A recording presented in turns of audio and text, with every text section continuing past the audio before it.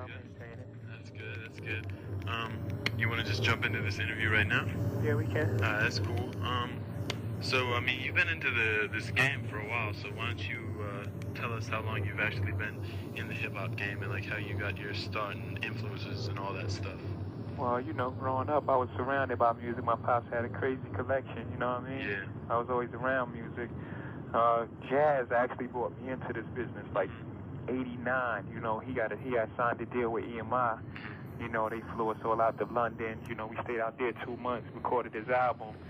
At that time, that Jazzy Jeff thing was selling like crazy, like 4 million units or whatever. So they took his album, reconstructed it, tried to make it something like his, you know what I mean? Thinking that, he's going to sell all them units. We ain't know no better. We from Brooklyn, you know what I mean? The idea of selling 2 million, that's great. You know what I mean? Everybody's family could eat, everybody could live. We happy with that. So they went out there, did the whole album up.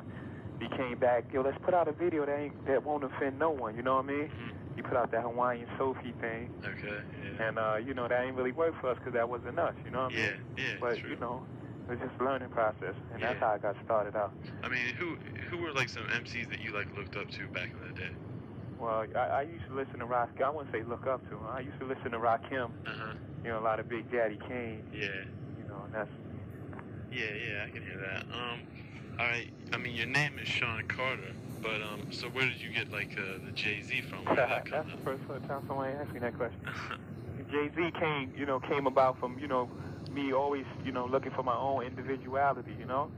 Like back in the days, I used to be like I guess they say like a slick moving guy, so they used to call me Jazzy.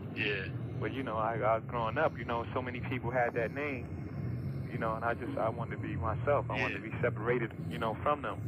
So I just took the J and the Z from, Jazzy. Still sounds like Jazzy, but it's Jay-Z. Yeah, I can hear that. And like the publicity package that I got, there's a little like a quote from you that says, "You don't want to keep it real, but you rather you want to keep it right." So can you elaborate on that for us? Yeah, because people have misconceptions of what keep it real means. I mean, act hard or have a gun or whatever their conception of it. I don't want to get mixed up in that. You know what I mean? I keep it right. To be true to me and my people around me. Yes. You know what I mean? Yeah, no doubt.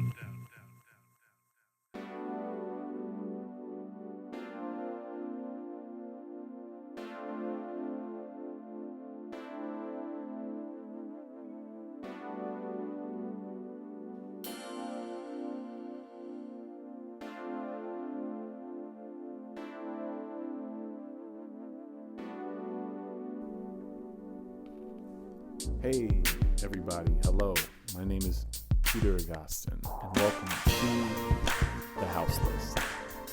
And this is the very first episode, so I'm very excited. I'm very a little nervous, but I'm also really ready to do this, to share this stuff with you that I've been working on.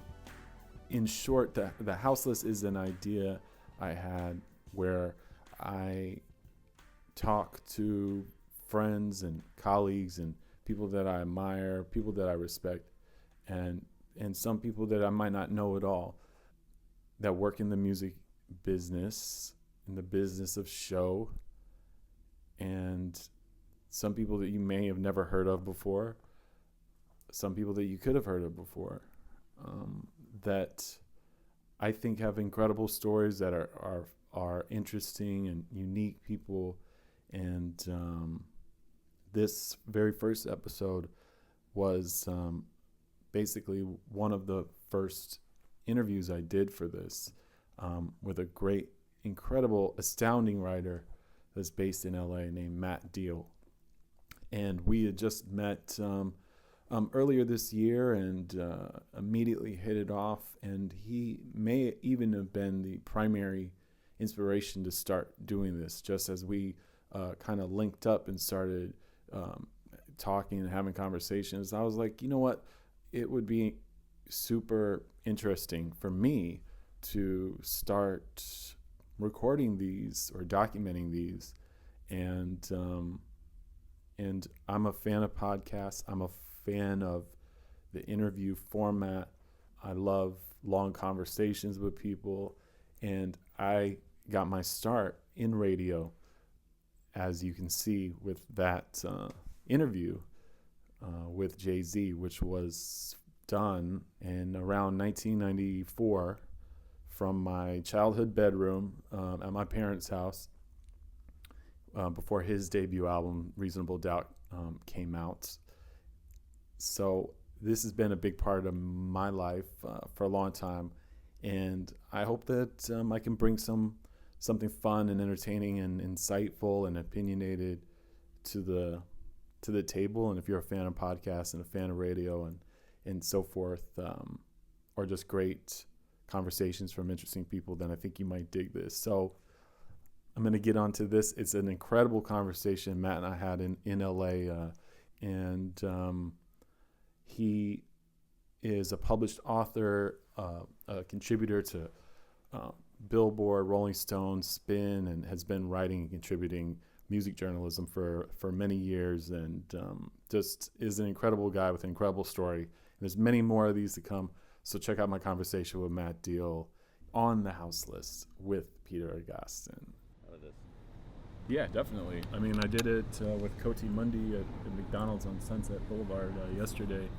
And, dude, that's so hype that you did it at McDonald's with Koti Mundi. Well, we were going to do it at this coffee place, and it was too busy. And then he was like, let's just do it out in the parking lot. And it felt like it was like 100 degrees, and we were just standing in the sunshine. And I was like, well, we'll just go next door. I mean, the next thing over is McDonald's. And it was like even louder than the cafe, but it was good. I got a lot of McDonald's environment in the actual interview. I think that's good. Yeah, I think it's perfect. Beyond perfect. Well, first, thanks. Hopefully there won't be a minor earthquake. No, yeah. Can I go sunglasses? Or yeah. There's no, not videotaping it or anything. You know? Well, no, but sometimes you want to gaze in the eyes of the soul Right. of your interview subject. Right. You know. Yeah. Well, I mean, let's say that this won't be too formal, but after we kind of connected with that show, the Laughs charity, Laughs. LA Family School. But does anyone say Laughs? No, but Okay. I'm going to start saying it now for sure. I mean, it's on the flyer in really big letters. LAFS. LAFS.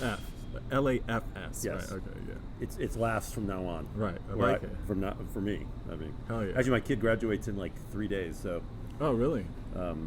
So you have two kids then? No, right? just one. Because it's a son? Yeah. So he started kindergarten yesterday? Yesterday. It's amazing. Yeah, he's the biggest Dame Funk fan in the world. Really? Oh yeah, wow. for sure.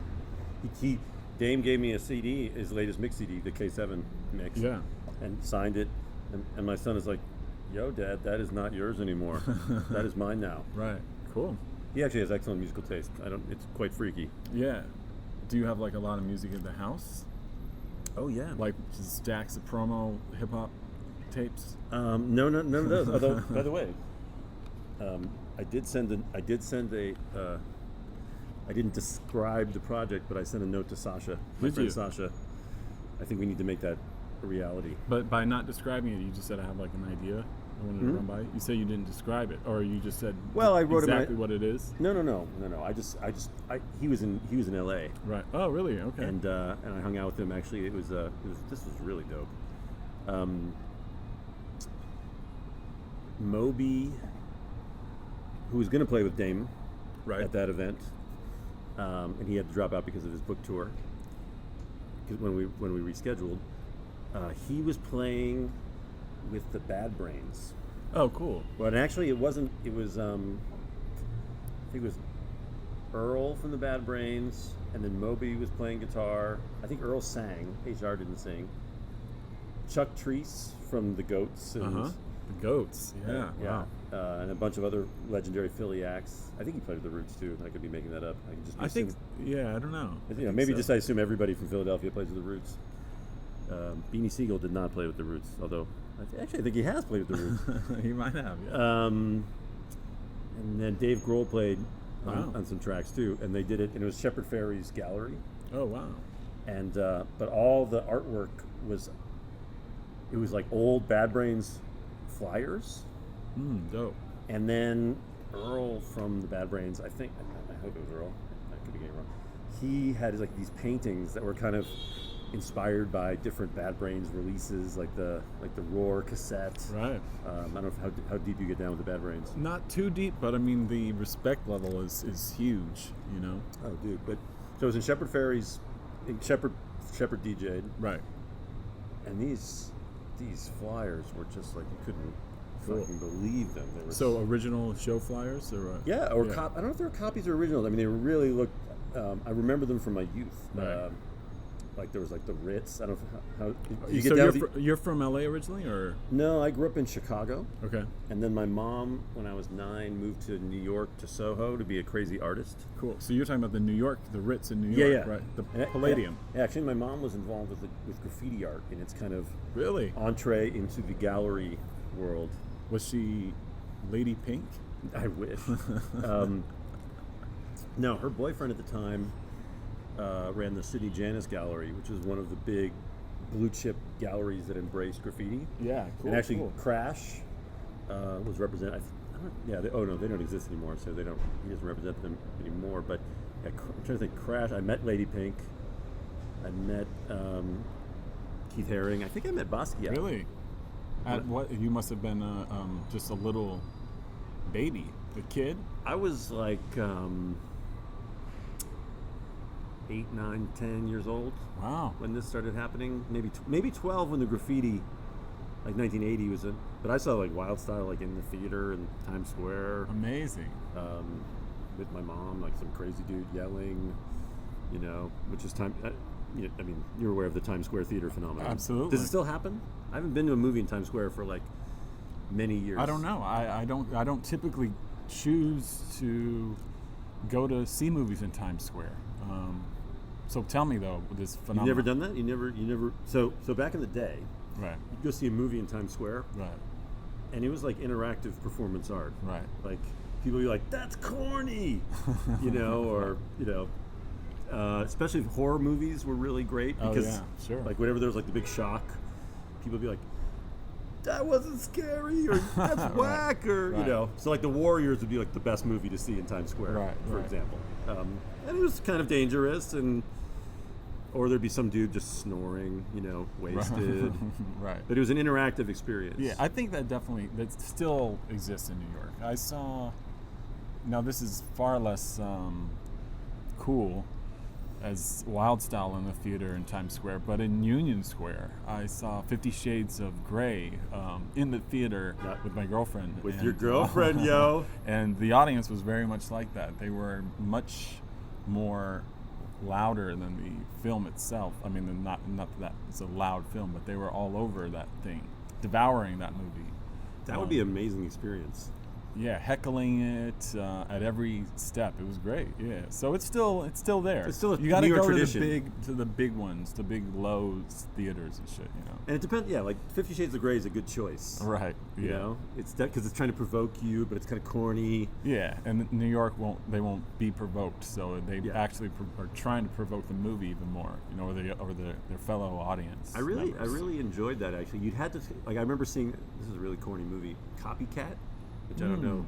It was like a Holly Hunter thriller. Yeah. I think that was the last movie I saw in Times Square where this phenomenon was just so off the chain. It was so great. It's kind of weird though to be like, let's go see a movie in Times Square and have everyone just going completely buck wild. And you kind of know, I think I saw like a Method Man, Red Man movie in Times Square. Or, or maybe it was Union Square, but it was like the same, just total insanity. Right. So then, how long did you live in New York for? So I went to college. Let's see. I grew up in Chicago. You went like the extended remix? Yeah.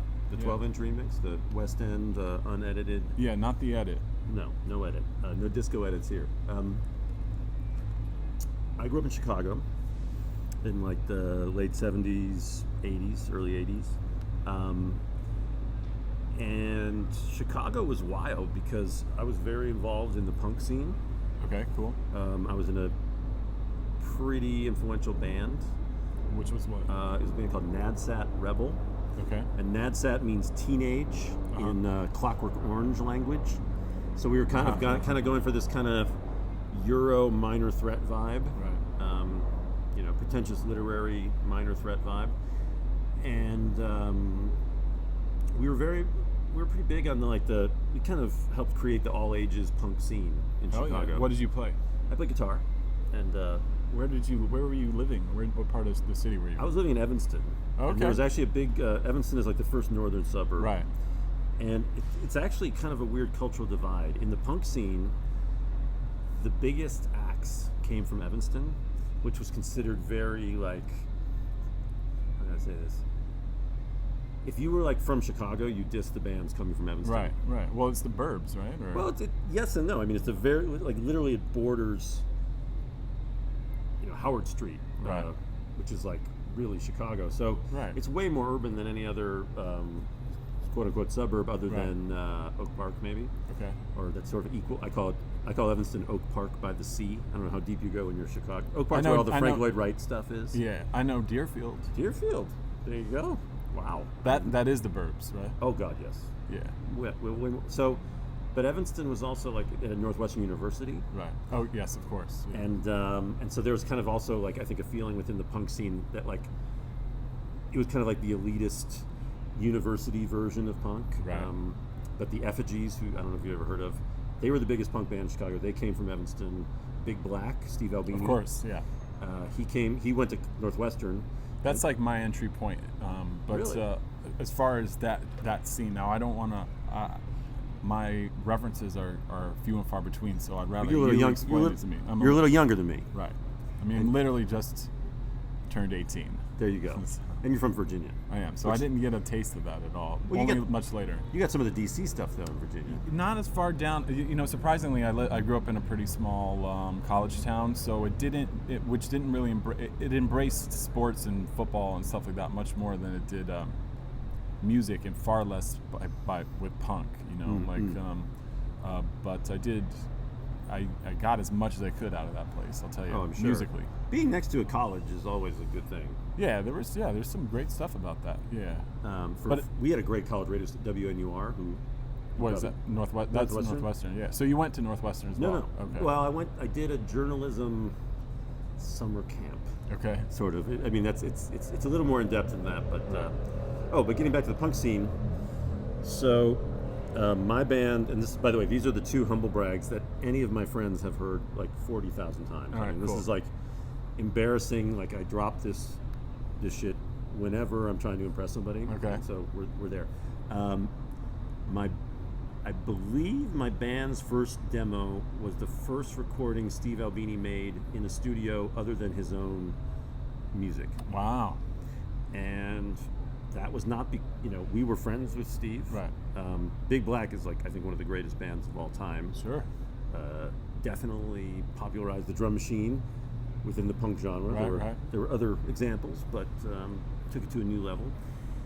And he was the only dude we knew that actually knew his way at all around the studio, and he barely did. I remember this guy Steve Bjorklund, who was from really one of the super original Chicago punk bands. He came to our session, and I was check you out, just scope it out and see what you guys were about. Well, he was in a band called Strike Under, and they were the forefathers, right, kind of. And so he was kind of coming down, kind of giving his blessing in a way. He was also from Evanston, but I was like, Steve, man, this is such an honor. Why are you here? And he goes, because Steve Albini doesn't know his ass from a patch bay, and he asked me to come down here because he doesn't even know what the hell he's doing. And it's a whole other podcast to talk about that first session with Steve Albini. I bet, yeah, that's amazing. I don't think it resembled any other session he ever did in his life. So that's the one humble brag, and then the other humble brag is I took Dave Grohl to his first punk show. Wow, really? Speaking of Virginia, yes, of course, another Virginia. So his cousin Tracy, and this was in his documentary. Okay. Which was on, what's the name of that documentary? It's on HBO. It was on. Right. Yeah. The part of the series. Yes. Right? Yeah. It was a whole documentary series he did, and what happened was he visited from Virginia. His cousin living in Evanston, Tracy. Oh wow. Okay. And Tracy and I were going to see Naked Ray Gun, who was another band, a cool punk band, who we were all friends with, and Dave was her cousin who was playing lacrosse, You know, you had like Cross Stick, you had a University of Maryland Muscle Tee. Wow. You know how this gets down, right? You know this whole scene. Okay. Yeah. Very East Coast. Yeah. And I was like, oh man, you're from like DC area? And he's like, yeah. And I go, are you into like Minor Threat and Bad Brains and all this stuff? He's like, I have no idea what you're talking about, dude. I'm like, well, let's go to Tracy's bedroom. And so Tracy and I played him like every punk record ever made. Wow. Which she owned. Amazing. And we went through like all like the DC, because I'm like, dude, you're from DC. Yeah, break it down. Like, so how did you even approach that lesson? Well, I was like, okay, you're from DC, Right. and part of the whole punk ethos, and this is true, I think, in hip hop and other kind of folk musics. Right. I guess. Does that sound? No, that's a great way to put it. Yeah. You know, like you kind of, there's like concentric circles out from your community. Right. So, I was like, if you're from DC, you got to know what's happening in DC, Sure. and that's, you know, like being local is kind of job one. Right. So we played in Minor Threat, Bad Brains, like old Henry Rollins stuff, and he was like, whoa! And Yeah. he could not, he just couldn't believe it. And his cousin at the time was like, had crazy Joan Jett haircut, like super punk. We were all, you know, just not suburban DC, Virginia. Right. It just completely blew his mind. And then we went to go see Naked Ray Gun. Do you remember the club? Oh yeah, it was the Cubby Bear. Okay. And the Cubby Bear was this totally weird place that like, it basically existed to be open during Cubs games. So people would get like big buckets of beer, you know, like the Right. size of your head or bigger, and just get completely drunk and obnoxious. And then at night it was like a crazy punk venue. It was completely Cool. different. Wow. Okay. It was very weird. So it was like a sports bar by day or by game day? Well, it was more of an analog sports bar in the sense Right. that there were no televisions, or if there Right. were, people didn't go for the televisions. Yeah. But literally, it was like next to the field, and you could just spill in there and get completely wasted Right. and spill back either before the game, after the game. Very kind of famous place. He did leave me out of the documentary. His documentary, and I know why. He Okay. did contact me about it. It was just so the guy in Tracy Bradford's band, this Right. guy Jason Narducci, he's now the bass player for Bob Mould Right. and Okay. Superchunk. Yeah. He's like kind of like the indie bass player to the Stars. And Tracy's like this like super like awesome lesbian, like just a badass. So to have like the awesome lesbian cousin, the dude playing for Bob Mould, and then the medium well-known music writer. I mean, just like narratively, it just got like one too deep. Right. Right. You know, it just was a lot hipper. So when he contacted you, was it it was just out of courtesy to let you know, like, hey, No, he was putting it together, and he wanted to know, if I had like flyers, and Right. I was going to do an interview, and I just think narratively, it was better without me. Right. That sounds weird. That's too. Although I that's did too have bad. some insights. So anyway, Chicago. So Chicago was really wild at the time because even though I was super into the punk scene, I was also, this is my third humble brag, I was also working at this record store called Record Exchange. Uh-huh.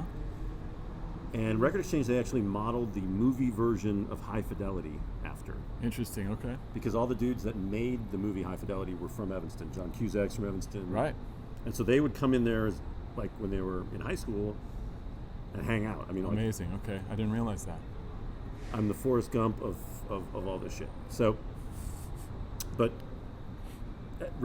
I worked at a couple of record exchanges, but the one that was close to my house was right next to the L train, Uh-huh. and it was also on the border of the black neighborhood in Evanston. Mm-hmm. And Evanston was actually very, very integrated for a suburb. Right. So I was actually the guy you'd come in and you'd ask, even though I was the crazy punk dude, Uh-huh. you'd be like, what are the hot new hip hop and electro 12 inches? Oh, cool. Okay. And we were really just as into that as we were into punk. And friends of ours were into DJ. DJ culture was definitely a thing in our high school. By that time, what year is this? This is like the late 80s now? This is, mid to late 80s, Right. 82 to 86. Okay. All right. I graduated high school in 86. It was totally wild. Yeah, great time for singles. At Oh, this yeah. record store. Totally. And interesting, watch The Closing Door, early electro, definitely all the West End stuff. And it was actually a very interesting time too, because like hip hop and what we think of now today as like dance music, Right. were pretty, like they were way closer Right. than they, obviously as record format or radio formats got more sort of, what's the word, like defined. Mm-hmm. Obviously they became separate, but in Chicago, like you listen to like WBMX and like you hear a house mix. Yeah. And I don't even know if they called it house at the, Well, what was, you may know this a little more specifically coming from Chicago, but there was a certain, like, period when that term was, defined, like, after, as an homage almost to the parties that were happening in Chicago, right? Yes, absolutely. There was, it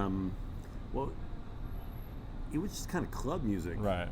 beforehand, and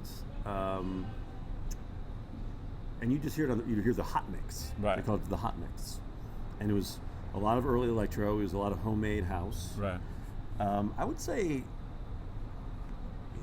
people started calling it house music, and I could be this would be way ahistorical because it's weird when you like grow up. Like I think if you grew up in like the Bronx when hip hop was happening, Right. like it was just kind of music you heard at the club. Right. But really, I remember like 85, 86, people started calling it house. Like, do you have that new House 12-inch? Right. It was just more of a mass phenomenon. It probably started a little earlier than that. I mean, it definitely started as a genre earlier than that, but that's Right. when it kind of, high school kids would talk about it like that. And it was like a part of the lexicon. Yeah. Totally. But there wasn't I knew this at one point in time, but there wasn't like a definitive place where that name was drawn from, right? Like, There was. It was Frankie Knuckles and Ron Hardy played, this is embarrassing that I'm forgetting this. They played a place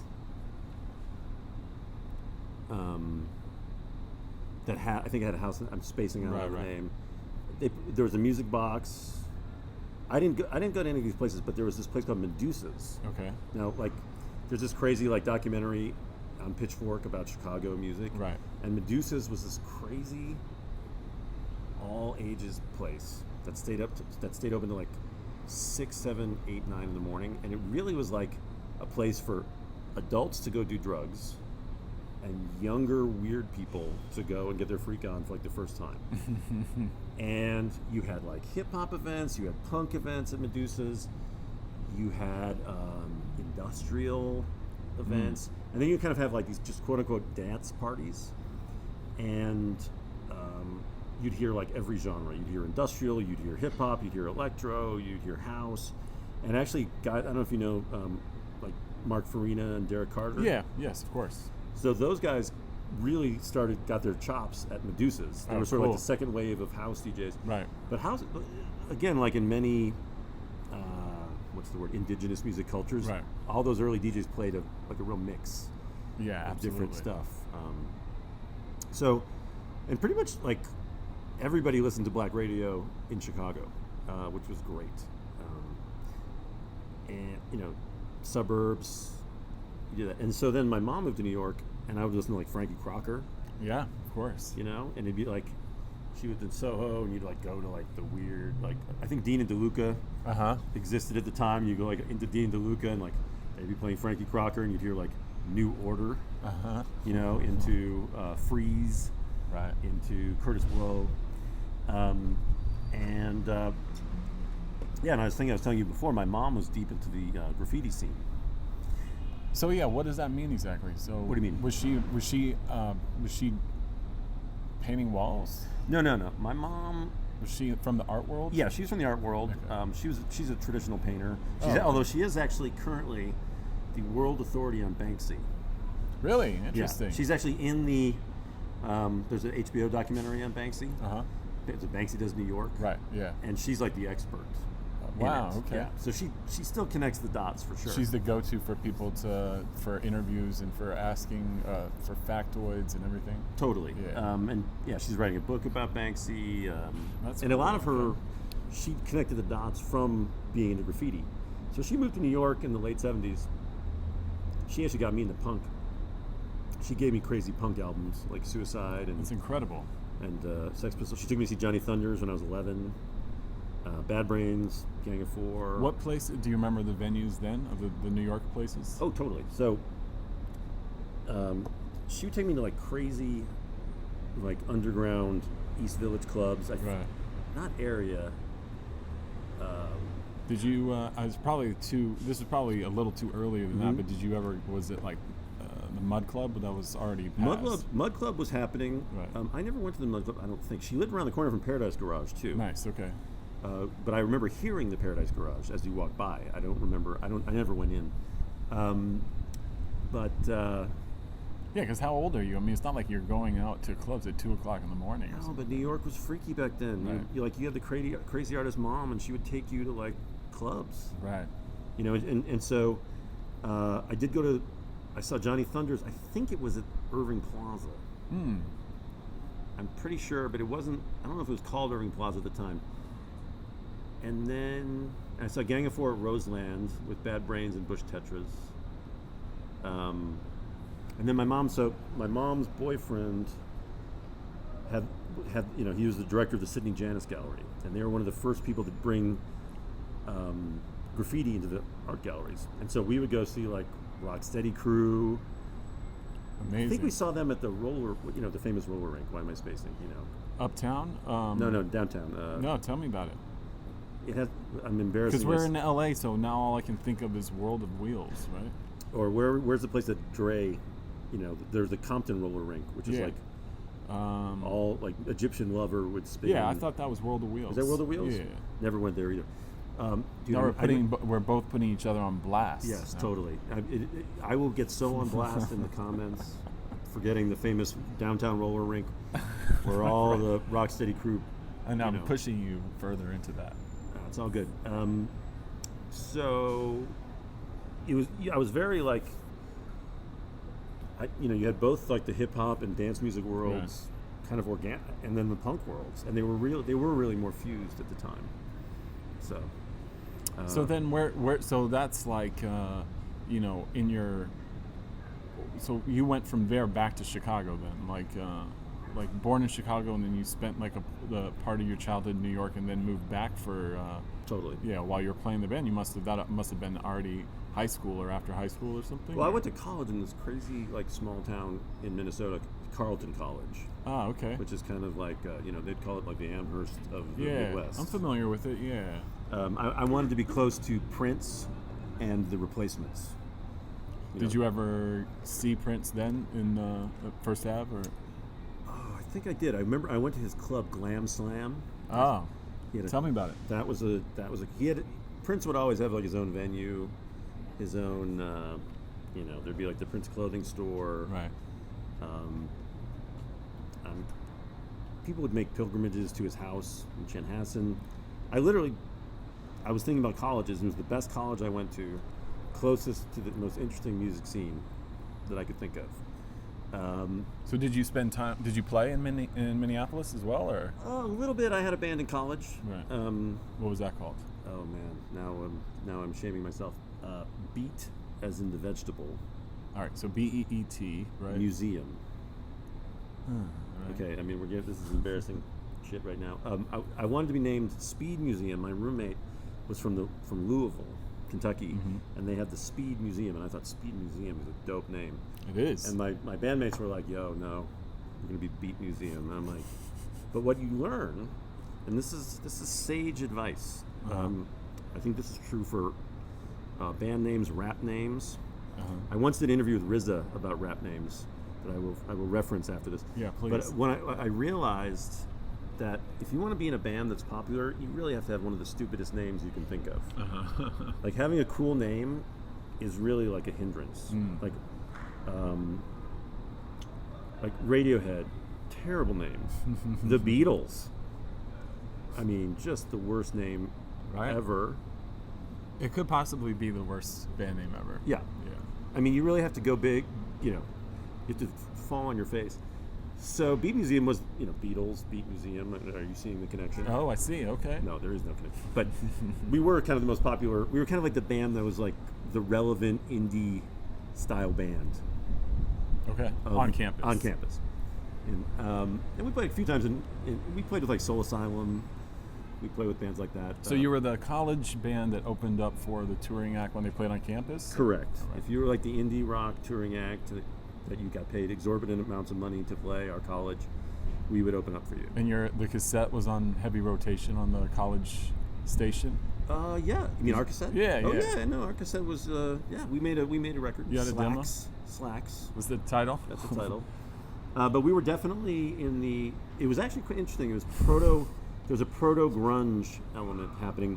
The drummer and I had come from hardcore punk, honestly. Yeah, sure. And when you got into that kind of music, you kind of eliminated all the like cheesy music of the 70s from your record collection. Okay. And so we got to college and we'd been starved of like Kiss and Bad Company and Led Zeppelin and Black Sabbath. And so suddenly we were like, man, this stuff is awesome. This stuff is great. And we were kind of playing this kind of indie rock, like Replacements, Husker Du, but adding in this kind of ridiculous 70s hard rock aspect, which became grunge. And you didn't realize that at the time you were actually, I think people across the country were having the exact same feelings. So what year is this though? That's 86 to 90. All right, so that's even pre-college rock, because in a way, right? Because it's actually like the beginning. It's like, because there was a period of time that was before grunge that stylistically that sounding music was kind of referred to as college rock. Yes, right? This was kind of like just parallel to the golden age of hip hop. This was kind of the golden age of college rock. So you guys are major players in the college rock in the pantheon. Well, in a very small college. Actually, there are 2 colleges in the town. Yes. But we reflected that band was actually not as culturally significant as Nadsat Rebel. But now what's interesting that we were totally into like Public Enemy, Ice-T, NWA, and it was like that. I think it really. I was always into hip hop anyway. Right. Especially having the New York influence, but there was a weird kind of blending of the ethos. If you listen to just interesting music, you'd listen to that music too. I mean, and just look at Daydream Nation, which is from that time, which was like a kind of great example of that cross, even though Sonic Youth album, by the way, for those that Daydream Nation. So and which was recorded, by the way, at I believe Sonic Youth recorded, I think, at Green Street Studios, where like Run DMC recorded. Right. And if you may know this too, I'm sure. I think it's kind of common lore, but that Kim Gordon originally wanted to get LL Cool J on the song, that Chuck D would. Cool Thing. Yeah, and I think he was like, I'm not fucking with these cats. Well, I think the way Cool Thing went down, and this might be apocrypha, is that they were recording, and like in the next studio, Public Enemy was recording, and Kim Gordon was obsessed. I've interviewed Kim Gordon and Chuck D. Thousands of times. That sounds like a really dickish thing to say, but it's true. I think that she's knocked on the door, and he, Chuck D was familiar with Sonic Youth and was into it, and I think he just kind of came in and improvised, and that was it. Right. Yes, that was also the golden age of rap rock. Let's face it, that was the proto rap rock era.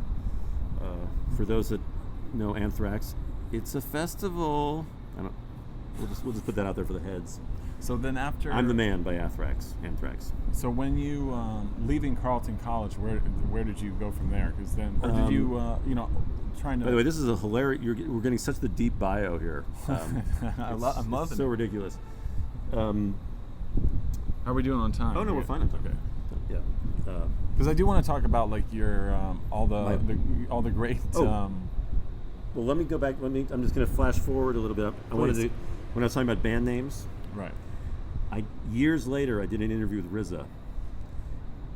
I've interviewed RZA also like 100 times, which is maybe one of the greatest experiences of my entire life. I actually tried to write a Wu-Tang book, like actually when Wu-Tang were happening.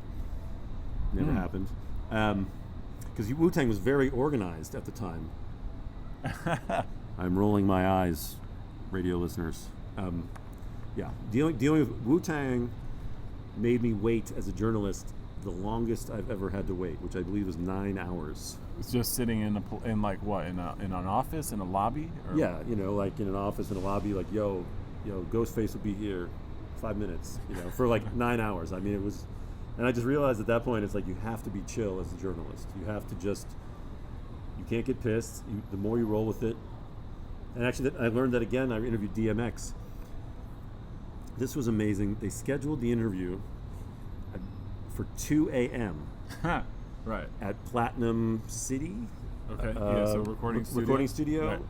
In like kind of edge of Times Square. I think it was Platinum City. So going back to Times Square, where it all really started. Yeah. We're flipping around here, but I remember. So I went to this interview with DMX, and it was kind of near like D&D Studios, Premieres. Yeah. But it wasn't. It was more like the where you mix the pop records. Right. Kind of, and you walk in, and there are dudes like at every corner wearing camo, smoking fat blunts. I believe, and I don't know if this is my imagination, I believe they all had AKs. It could be my. I remember there being heavily armed dudes. Guns. This was Flesh of My Flesh, Blood of My Blood era, I think. Okay. Second album, third album, DMX. Yep. And I walked in, and I go in there like mixing. I think they had to like get his record to like the master, like the next, like in like hours, like 9 a.m. It was like 2 a.m. I remember the engineer was a Russian guy. Okay. He's probably like a famous hip hop. Yeah, I think I know exactly who you're talking about too. I think his name is Eyal, if I'm not mistaken. His name was Eyal. Yeah, Eyal. Yes. Popovich or something like that. Eyal Popovich. I had not anyway. And I walked in. I'm about to do a very bad DMX impersonation, so radio listeners, like that. I walk in and like DMX like, what the fuck? I'm not doing no fucking interview. This is fucking bullshit. Fuck this shit. And I'm like, you had just walked in the room. Yeah. Oh, DMX also had the biggest bottle of Hennessy I've ever seen to this day. It was literally like if you took a bottle of Hennessy off of like a billboard. And I do remember DMX was absolutely freaking out because he did not have Alizé. Okay, so he wanted to do the mix of the two. Thug Passion. Yeah, right. Is the cocktail. Right. Yep, I've had it. That's a way. Good, by the way. Good way to test bartenders is when they say, "What would you like, sir?" You go, "I'd like a Thug Passion, please." Right. And if they just roll with it and make you the drink, then they're legit. I'm totally about bringing back the Thug Passion to mixology. Yeah. The current mixology scene. I had a Thug Passion moment myself in 36 Chambers studio with Capadonna. I was filming him during the recording of The Yin and the Yang, his second album, right? Yes, Capadonna is like, dude, second album, slang editorial. That is my jam. Yeah. Now I'm doing this DMX anecdote. I did not finish the RZA. You got to finish one of them. So how would you like to do this? I mean, it's your podcast. Should I just keep going? I think the DMX one sounded pretty darn good. Should I keep going? Yeah, please. I gotta do that RZA eventually. Okay. So I walk in. DMX is like freaking out. He's like, "Oh, fuck this shit. I can't go. I can't do this. I'm all hyped, and they took my dogs away." He got arrested. I think his dogs did. Right. Because I think he neglected his dogs or something. And I just got very relaxed, and I'm like, I can come back another time. I'm totally cool. I'm like, I'm just gonna call your publicist for like 4 a.m. Right? Right. I'm leaving messages for the publicist, and I'm just real chill. And then DMX is like, like you're chill, man. You're not hassling me. I like that. I'm like, I'm gonna come here and hassle DMX like at his most stressed out. I think not. And then he's like, "You want to come to court with me tomorrow? I got a case." Okay. And I was like, "That sounds awesome," but you didn't know like if it was actually going to happen, right? So I didn't really want to take my chances.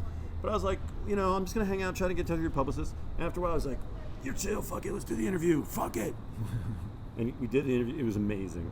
But I mean, it literally was like 3 to 4 hours of just waiting, right, going with the flow, with chilling, him in the studio, with him right there, his wife. Dogs, his boys, Eyal, the Russian mixer. Right. And he could have finished that probably in 20 minutes if you just walked in.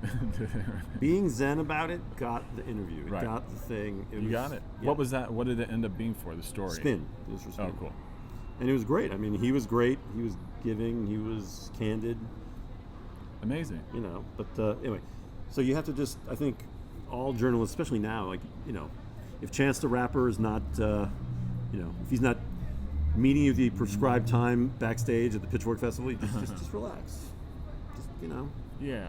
Yeah, I wonder if young journalists today really experience that kind of lag time and those long waits, because then there was no communicating, so much immediate communication to procrastinate and put people off and stuff. Like cell phones, texting, cell phones, everything like that. Yeah, it was more like you just had to really wait for it to appear happen before you. Yeah. I mean, you've had that experience a million times, right? Sure. Yeah. As a filmmaker and. Yeah, it's just even trying to schedule this interview with you. Yeah, me. I was sick. You were, yeah. I mean, and I appreciate you. It was my birthday. Yesterday wasn't your birthday, was it? Sunday. Was it? I didn't realize that. Because you Ants said Memorial. Yeah, you said something else though in the text, so I wanted to give you your space. I thought that you. Oh no. Well, no, I was cool to do Friday, Saturday, and Monday. Sunday. So Sunday was just your birthday. And my aunt's memorial. Okay. Yeah. Okay. So yeah. And yesterday was my son's first day of kindergarten. So it So got a it's little a hectic lot. around Sunday. It's a lot of stuff. It's And not then like you, and then Monday I was sick. Right. I was very ill. I did not want to give. I'm probably still sick, but how often does Peter Agoston come out to Los Angeles? Yeah, fairly often actually. Yeah. Well, it's been a while, but I do appreciate you taking the time. And I had a great point I was going to bring it home with. About you. DMX? Well, but this is if there's Or the journalists waiting for the. Yeah, but I mean, if anything, we've probably waited long enough for you to finish that RZA. Oh yeah, RZA anecdote. So I was interviewing RZA. I interviewed RZA so many times. It's funny. So you have a rapport with him now? Like you guys are cool and. I doubt he would even. He'd probably be like, oh yeah. Actually, when I've seen RZA, he's like. By now, I mean, you think he might remember you, right? I did really do some of these early Rolling Stone. I did a piece for the New York Times, and it's actually what's funny is I did so many pieces during this era for the New York Times, and I believe it is like the only one that is online, and they have shit from like 1825, New York Times, Right. and you can't get my shit from like 1996. Wow. 1993. Do you know why? What's that? Do you have any idea why? I think because it's like the fucking internet. They're just like, Right. they're still getting organized like Right. 80 years later. So, but anyway, I did this piece called Brash Hip Hop Entrepreneurs. All right. And it was a kind of a fairly early Wu-Tang story. And it was from the point of view of business and marketing. Okay, yeah. So this was at the height of WuWare or something? Or WuWare was just kicking off. and he had Razor Sharp Records or something? He just started Razor Sharp Record. No, wait. I did a big Rolling Stone thing with Razor Sharp. Okay. Bobby Digital Right. era. Anyway, Brash, if you just do Wu-Tang, Matt Diehl, hip-hop, it'll show up on the New York Times website. But the whole thing was like they had a completely untraditional approach to the music industry, which is partly also Steve Rifkind, who is the founder of Loud. Right, Loud Records. Right. Who's, I know Steve well as well. Oh, nice. And he lives here in Los Angeles. Or New York, or wherever he is, Yeah, I don't mean to keep interrupting you. No, interrupt away. I mean, Steve. No, I'm just saying, where Steve is where Steve is. Yep. Okay. And that's just where it's happening. Right. An amazing person. Anyway, they were like the first act. Like Wu-Tang was signed to Loud, but like the individual members could sign to any other record label. Right. And what that did was it actually multiplied their marketing budget by like 15 or something, because actually each individual label was, Def Jam, Elektra was ODB, of course. Right. Def Jam was Method Man, Geffen. Yeah, exactly. So on. Yeah, Liquid Swords, GZA. Yeah. And all those companies would spend their own marketing, essentially upping the Wu-Tang. Yeah. brand, right? Yeah. And they were really the first. I don't even know if anybody's really even done it like that since. And then they would also, you go to a record store back in the day when they had record stores, and you'd have a whole wall, and it'd be all the Wu-Tang releases on different labels, Right. and it'd be, you had to pay for that. You know, that was promo that you had to pay the record company or record store, Right. Tower Records, but to have multiple labels collaborate on that marketing, and Right. the reason they did that, I mean, this was unheard of. And Steve Rifkin, they would actually pay Steve Rifkin to do all the marketing for the individual releases. Right. Because he had like a side promotion company too, or something, right? Yeah. Totally. He was one of the first guys to like unite sports and music, Right. marketing, Coke and Sprite, Right. you know, and hip hop. That was all Steve Rifkin. I mean, kind of a genius. Yeah. In a way. Anyway, but the RZA anecdote that we keep dancing around. I interviewed RZA one time for Blender magazine, which, do you remember that as a youngin? I mean, it wasn't my not steez? a go-to, no, but I do recall it. Yeah. You saw it on the newsstand. I did. So I interviewed RZA, and I interviewed him about the art of hip hop names. Okay. And he was talking all about, you know, the different, you know, Ghostface, and I think Ghostface was called Ghostface because he had actually had a case. When 36 Chambers came out, he was actually on the lam. Okay. He had a warrant. Right. And so they couldn't really take pictures of him or use his real name, so he kind of put like a kind of like white pantyhose. Right. Yeah. By the way, Ghost, I'm not trying to, you know, I don't know if it was pantyhose. I'm not trying to, you know, like, no offense. Right. You know, but kind of a white mesh. Kind of. And even for the first several videos. Yeah. Yeah. All that. So that was because he was in trouble with the law. Right. And he couldn't really reveal his identity. And because he had this white kind of covering, they called him Ghostface. But Amazing. then I think there was also there's like the Ghostface Killer is Right. actually also a kung fu character. So we talked a lot about that. But then the moral of the story was RZA's, he decided the most hip hop name of all was Keith Murray. Yeah. Just because he could be himself or something, or what? He's like that is so ill to call yourself just your name, Keith Murray. It is pretty amazing. That he, and Eric Sermon. Yeah. Well, Eric Sermon, I mean, yes. And we talked about that. I think that was the bridge. Is we talked Right. about like, well, Eric Sermon is just Eric Sermon. Right. Yeah. Keith Murray is just, you know, you got all, you know, Tretch, Right. RZA, Keith Murray. It stands out. So you know, the art of the band name and the hip hop name, you really have to go kind of ridiculous. Yeah, absolutely, yeah. And that just brings us all the way back to your band, to Beat. Oh my God, we're going back to Beat Museum. Beat Beat Museum. But only because I wanted to see if during that period of time is when you really started getting into, if you got into journalism at Carleton College. Oh yeah. So actually, And how that in the bridge into like just you know, the freelance world and where you started with that. well, going way back, because you love that, right? Yeah. I'd actually gotten into journalism when I was into punk. Okay, so you had zines and stuff too. I never had my own zines, but so the whole thing with like punk and especially the all ages punk movement Right. was you had to be aware and contribute to your community and scene. And so I was like, I'm gonna both be in a band and I'm gonna participate fully. So I'm Right. gonna go interview other bands, and I would read Maximum Rock and Roll, which was a big fanzine, and Yeah. there's a fanzine called Last Rites Mm-hmm. in Chicago, which was a dope fanzine. This is a politically incorrect word. There's a fanzine called Coolest Retard Okay. in Chicago, which if you go online, you can find issues of the Coolest Retard. Do you remember Bang Zoom? Does that bring up that? I think that was a New York one. They did cassettes as well. Oh yeah. No, interviews. I know of it. And Yeah. there was actually a dope zine. There's a store in the East Village that only sold zines. Oh, amazing! Yeah. And actually, when I lived in the East Village, it was like walking distance from my house, and it was maybe one of the coolest stores of all time. You had no Right. idea how they survived. Right.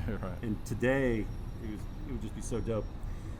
But there was a zine called Matter magazine, which again is also legendary. They would interview like Sonic Youth, Husker Du. I think they did some early hip hop Replacements. They were kind of like the college rock Bible. Right. They were Midwest. A lot of people who became bigger writers actually started there. Jim DeRogatis from Chicago wrote for them. Steve Albini had a column. Oh, cool. Tired of Ugly Fat was the name of his column, which is completely ill. Yeah. It was just ramblings or reviews or just a mixed bag or what? Yeah, like whatever he was thinking about. Yeah. Some of it completely offensive. I mean, it really, the youth should discover some of this shit. It was really wild. I believe actually the first thing I ever wrote, I interviewed Jodie Foster's Army, Okay. who was a punk band from, I believe, Arizona. And it appeared on the same page as a feature with Steve Albini did, and this is very embarrassing for Steve. So, Steve, forgive me for, I mean, you can embarrass me about a lot of shit, Steve. I believe he'd interviewed UB40. Wow. Okay. So, Jodie Foster's Army, UB40. This is the moment. But, I mean, that Steve This is Albini the ever interviewed UB40 is ridiculous. But I think actually what happened was he was a journalism major, and someone needed to interview UB40, and they're like, Steve, you probably did it for credit, Right. for a class. Yeah. Because pop reggae was not his steez. I wouldn't think so. No. No. So I would write for these fanzines in my hometown just because I felt like it was my duty, Right. kind of, to participate in the music world and scene. And then when I went to college, I was like the features editor of the. I did high school. I did like Northwestern Right. journalism camp, and I was like journalism. Sure. I was like the features editor of my high school paper, where I'd review like crazy, weird records, Public Enemy shows. Yeah. Cool. Red Hot Chili, actually Public Enemy. I'm not good. Run DMC, I'm trying to think. Anyway, it was a pretty. And then when I went to college, I did regular college journalism. And there were kind of more fanzine-esque things in college, and also college newspaper. But actually, through my mom, through some sort of art world nepotism, I actually started writing for a magazine called Art and Antiques. Oh, okay.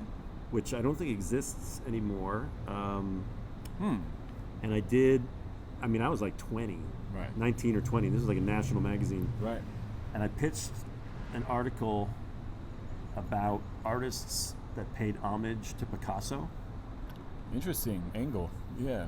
So basically where they like took a Picasso painting, like Roy Lichtenstein. So visual artists. Visual Yeah. artists. Oh, okay. Klaus Oldenburg, Roy Lichtenstein. I was an art history major. Okay, there you go. Okay. Which is kind of the dopest major of all time. Nobody knows it. It was really, and actually my college roommate and art history major friend was this guy Stuart Comer, Uh-huh. who he just did the most recent Whitney Biennial. He just Really? curated it. He's now the head of film and video at Museum of Modern Art. Oh, wow. And he was at the Tate. I mean, so, we had kind of heavy dudes. It was really like an incredible intelligentsia. It seems like it. And also the people in the art history department were, they were into popular culture too. Of course, yeah. In a hardcore way. So like if you were kind of if you were into like the cutting edge of popular culture, you were also on the, avant-garde culture Right. and shit like that. So, I went and I interviewed, I think I flew to New York, I interviewed Roy Lichtenstein. Wow. Keith Haring was in his studio when I interviewed him. No way. They were trading prints, I think. And I'd met Keith Haring before. Was he cool? Oh, yeah. I mean, he was a trip, Keith Haring. I don't know if has there been like the Keith Haring documentary? Not that I can think of off the top. I'm sure there's probably been a collection of attempts, but a definitive work I couldn't think of off the top of my head. I mean, he was so dope. To meet him, I mean, I'd met him, I think, in passing with my mother. Right. But that dude was so heavy. The worlds he brought together. Absolutely. And also like the possibilities that he suggested to people. But he was literally, I mean, I can't tell you how dope this was. I was in the fucking art studio, like, I think it was like Meatpacking District with Roy Lichtenstein and Keith Haring, and I'm like 20. And I interviewed Roy Lichtenstein about, he made... And Keith Haring was just sat in on chilling. the interview? Well, they were literally like they like had hung out and they were like trading prints, just because they kind of made a deal like, yo, you're cool, let's trade some prints. Yeah. I mean, it just really boggles my mind. That's amazing. That's almost unreal to picture, you know? It's so heavy to me. Yeah. I mean, like, also, like, beyond being a music dude, like, I'm an art dude.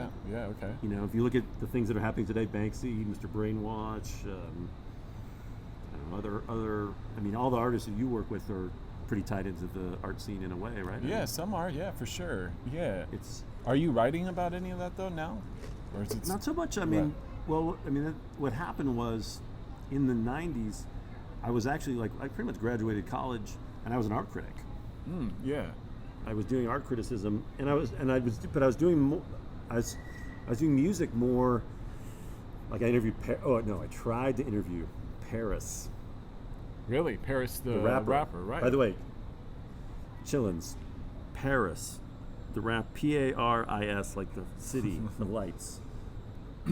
From Oakland, California. From Oakland, Yep. He still makes records. Yep. Probably one of the greatest unsung MCs of all time. Yeah, absolutely. I mean, and just had a moment in time, like on major labels and on MTV and stuff in the early 90s. And he had like black radical lyrics that were just so nuts that you couldn't believe they were like on MTV. I mean, so you pursued an interview with him back then? I pursued it. He was playing when I was in college, and or I just graduated. And I tried to. I was writing for there's a record store called. I worked at this record store, and they had a publication. Oh, okay. That they put out. I reviewed in Minnesota? Yeah, okay. Northern Lights. Okay. Famous record store, now closed. I did crazy record reviews for them. I was very in the deep golden age of hip hop. So I did a Lifers group. Yeah, Hollywood Basic. Yeah. Hollywood Basic, which was DJ Shadow's. Yeah, his first time, right? First production. Released. Yep. And also, I believe the Lifers group was signed by the Captain. You know who the Captain is? I don't know. Okay, so the Captain was a British dude. Okay. He was a roadie for the Clash. Mm. Okay. He moved to New York and fell into the punk scene there. Became friends with the Beastie Boys. I believe the Captain was the road manager for the Beastie Boys. Now you could not, and he's dead, so I can say this. You could not have a worse road manager. Okay. What was he like? I mean, I think at the time, he was so wasted. I mean, it was the Beastie Boys, like, License to Ill tour type shit. Right. You know, Ricky Powell, who I love you, Ricky. I mean, you know, the craziest. I mean, I did an oral history of the Beastie Boys for Spin magazine with Alan Light and Steve Appleford. And by the way, there's some makeup artists just going buck wild behind us. You cannot. I mean, they're doing like cheerleader chants. It's like a convention. They're getting weird. We're in Koreatown. But anyway. So the Captain. That was a record review. Well, yeah, but let's go back about the Captain a little bit. Yeah. So the Captain, and this is really intense. The Captain actually signed Tribe Called Quest to Jive. No way, really? Yeah. How do you know that? And he signed Poor Righteous Teachers. Okay. It's a profile? Right. I think. But he was like one of the key A&R people that signed some of the most legendary acts. He basically was aligned with Russell Simmons and Leor Cohen from Rush Management. Right. And then he kind of worked his way into A&R from there. And he was this crazy punk British guy who you could not understand, who was completely wasted. And he signed Tribe Called Quest. He signed, I'm forgetting some of the, and then Hollywood Basic. So Hollywood Records was Disney's label. Right. The makeup artist chanting is just so ill. Hollywood Basic was their attempt to get into their attempt to make like Priority Records. Right. And I believe the Captain was like the head of A&R. Oh wow, okay, interesting. He might have signed X-Clan.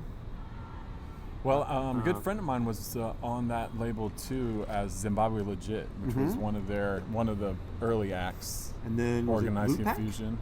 Peanut Butter Wolf and Charisma were signed to Hollywood Basic. Yeah. Yeah, and I think he signed them as well. Yeah. I mean, and of course, Organizing Fusion too. Organized Confusion. And he was like a really, Dante Ross should speak to this. Yeah. But they were kind of contemporaries. Dante, I'm sure, has a completely different history of all of this. Where was I going with the captain? Where were we? Well, I mean, you had brought it up because I was reviewing like X-Clan. Right. I was reviewing Lifers Group. I was reviewing like the Big Daddy Kane album that nobody liked. Like the Right. 4 In. Taste of Chocolate. I think it was Something Taste like of that. Chocolate. Father MC. Right. I was reviewing it for this like. What happened was I graduated college. I moved back to New York. I'd been living in New York sort of like summer breaks and winter breaks, Right. pretty much for like two or like midway through college. I was like, I'm New York. Right. And then my girlfriend, Susan Mitchell, represent. I love you. We're still good friends. Cool. She's like, baby, please come back to Minnesota. She was a senior. I'm like, just come back. And I like moved back. It was whack. It was terrible. I mean, What year is this? this is like 90, 91. Okay. I did work at Northern Lights with some hype people though, and did some killer record reviews. But I was still like writing, like I was doing like art criticism for like major national magazines and like weird hip hop reviews for like the most minor regional magazines of all time. I remember actually I applied to be like an editor of The Source, and I mean, I like said like my resume. It was like art history major at Carleton College, and they're like. This dude from Minnesota wants to be in The Source. I got a piece killed by this. There's a magazine called Request. Okay. Yeah, I'm not familiar with that. Request was like there's a record store chain called Musicland. Yes, that I remember. That was their publication or something? That was their like fake Rolling Stone. Right. It was actually kind of cool because you could actually kind of write about anything. Right. I wrote about crazy stuff for Request. I wrote about the piece that they killed, and Jim DeRogatis was the editor actually. And then Keith Moore, who went on, he left Request, and he had a kind of a checkered editorial experience at Rolling Stone, and now I believe he's the editorial director of Amazon.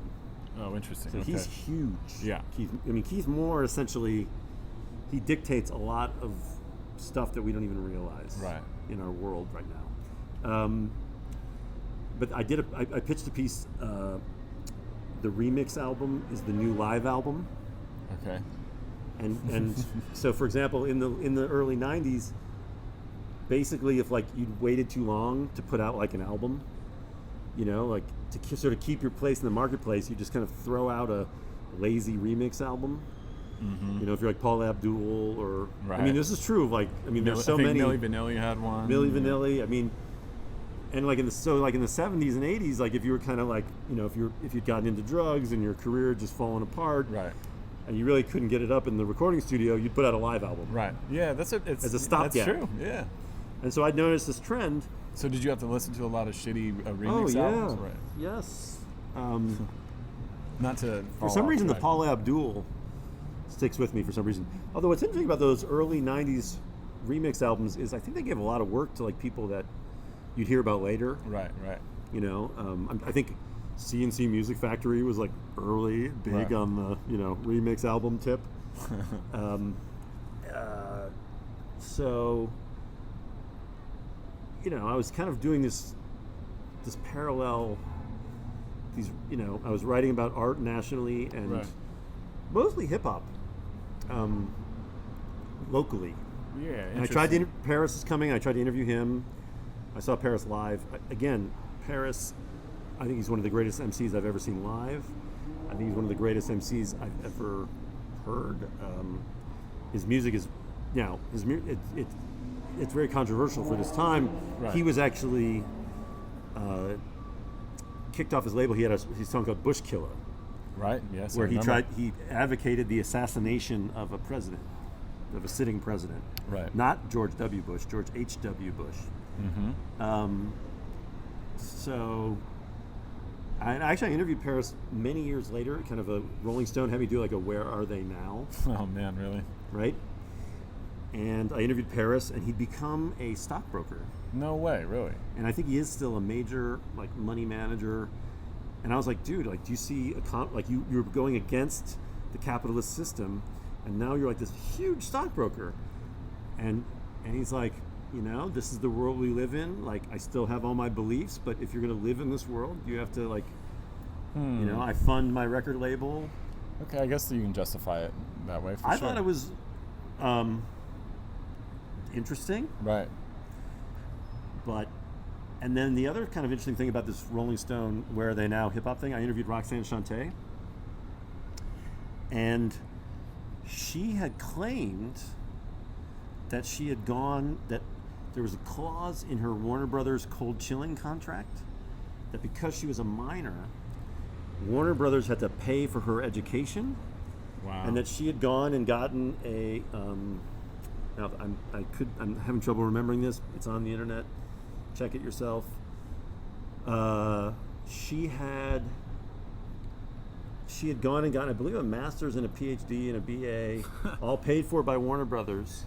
And it later came, and she said this in the article, and it was very convincing. It was like University of Long Island, Nassau, or some shit, you know, like, or University of, I'm trying to think of like whatever the New York suburb, Rockford. Right. You know, Rockport or something. Rockport. Like that. Right. And she, you know, very much in detail, and I think we fact-checked it extensively, and it turned out to be completely fabricated. And she'd created this kind of, she was on a lecture circuit. Wow, really? And she'd fabricated all these academic details and background, and it was actually very sad. Yeah. I think when it all came out. I was not the one to break it, although I might have been the one to kind of put it out there in the media. It was pretty weird. Yeah. It was very, very weird. So anyway, right. Where were we? So anyway, then I got to New York in about 1990-91. I worked for Maisels Films. Okay, I don't know if I'm familiar with that. It's a production company, or what is it was a production company, but Maisels Films, or David Maisels and Albert Maisels, were really famous for creating the American version of cinema verite, or direct cinema, right, as it was called in America, which is, I call it the documentary style where they jiggle the camera. But cinema verite, direct cinema, it's essentially the fly-on-the-wall documentary, right, where the camera person becomes sort of part of the, you know, it's like there's no division between the subject and the camera person, and he or she is just kind of recording it as it happens. Right. I was very much into filmmaking as well as journalism. I still am. I got a master's in filmmaking from Columbia University. Oh, amazing. But I actually wanted to go to NYU for their summer program. You went to NYU, right? I did not. No, I went to college in California, in Northern California. Oh, yeah, that's right. But I did go to film school. I went to the Northwest Film Center in Portland, Oregon. It's funny how, yeah, that's right. Humboldt and... Humboldt and Portland. That's my... University of Portland? No, in Portland I went to this small... It's like a small film school called the Northwest Film Center. In Humboldt, I went to Humboldt State University. That's where I got an undergrad in journalism. It's pretty amazing the people that went to film school that... it kind of, a lot of the stuff you sort of still incorporate. Yeah, absolutely. Especially if your interest was in like documentary filmmaking, which is what I was doing. This is no different than what we're doing right now, you know, in a way. Yeah.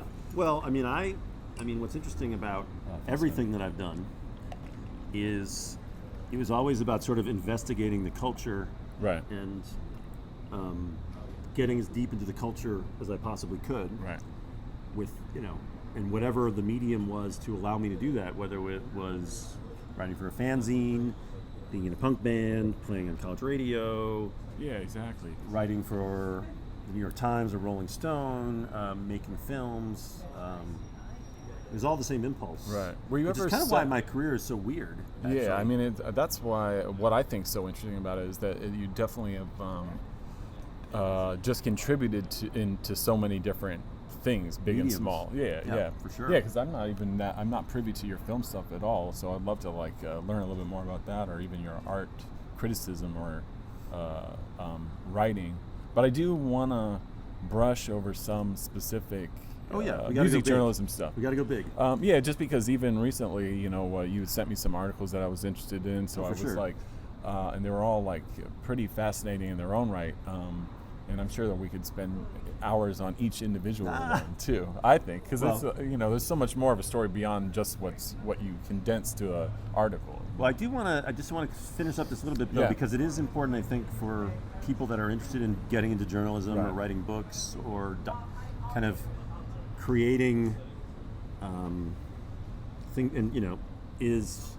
So I worked for Maisels Films. They made Gimme Shelter. Oh, amazing. Which is one of the great rock films of all time. They made all the films, not all, I think most, if not all, the films about the artist Christo. They made Grey Gardens, which is a very famous documentary. They made my favorite documentary of all time, which is Salesman. Salesman? I don't think I've seen that. Salesman. I need to see that. Salesman is about Bible salesmen in Florida. Okay. When does that take place? I think it was in the early 60s. Oh, wow. It is so ill. Yeah. They also made a great movie that you got to find on YouTube, Meet Marlon Brando. Oh, okay. And so they went totally like cinema verite, hanging out with like Marlon Brando. And in his later years, or? Oh, it was like 60s. It was kind of coming out of the 50s. His, kind of when he was a real star. Right. But you saw like he was playing bongos and and the whole thing with cinema verite and direct cinema is you kind of get this picture into this world that you wouldn't get otherwise. Right. Yeah. And I mean, you're a documentary filmmaker. You know what that's about. And there's something so just so rewarding when you get to witness something that otherwise you wouldn't even know existed. Yeah. So, but the good thing was, from Maisels Films, I met Alan Light, who was an editor at Rolling Stone, and he went on to be the editor of Vibe magazine. Right. And and he's one of my closest friends to this day. He gave me some of my earliest journalism breaks. Oh, amazing. And then Anthony DeCurtis, who was sort of my journalistic mentor at Rolling Stone, who I met through Alan, and kind of just, again, it's like a weird thing, like cinema verite into music journalism. How does that play? But people that are sort of on point in culture, in music culture, or in culture in general, they're just going to be those connections. Yeah, I mean, they're siblings, the two art forms are. Totally. Yeah.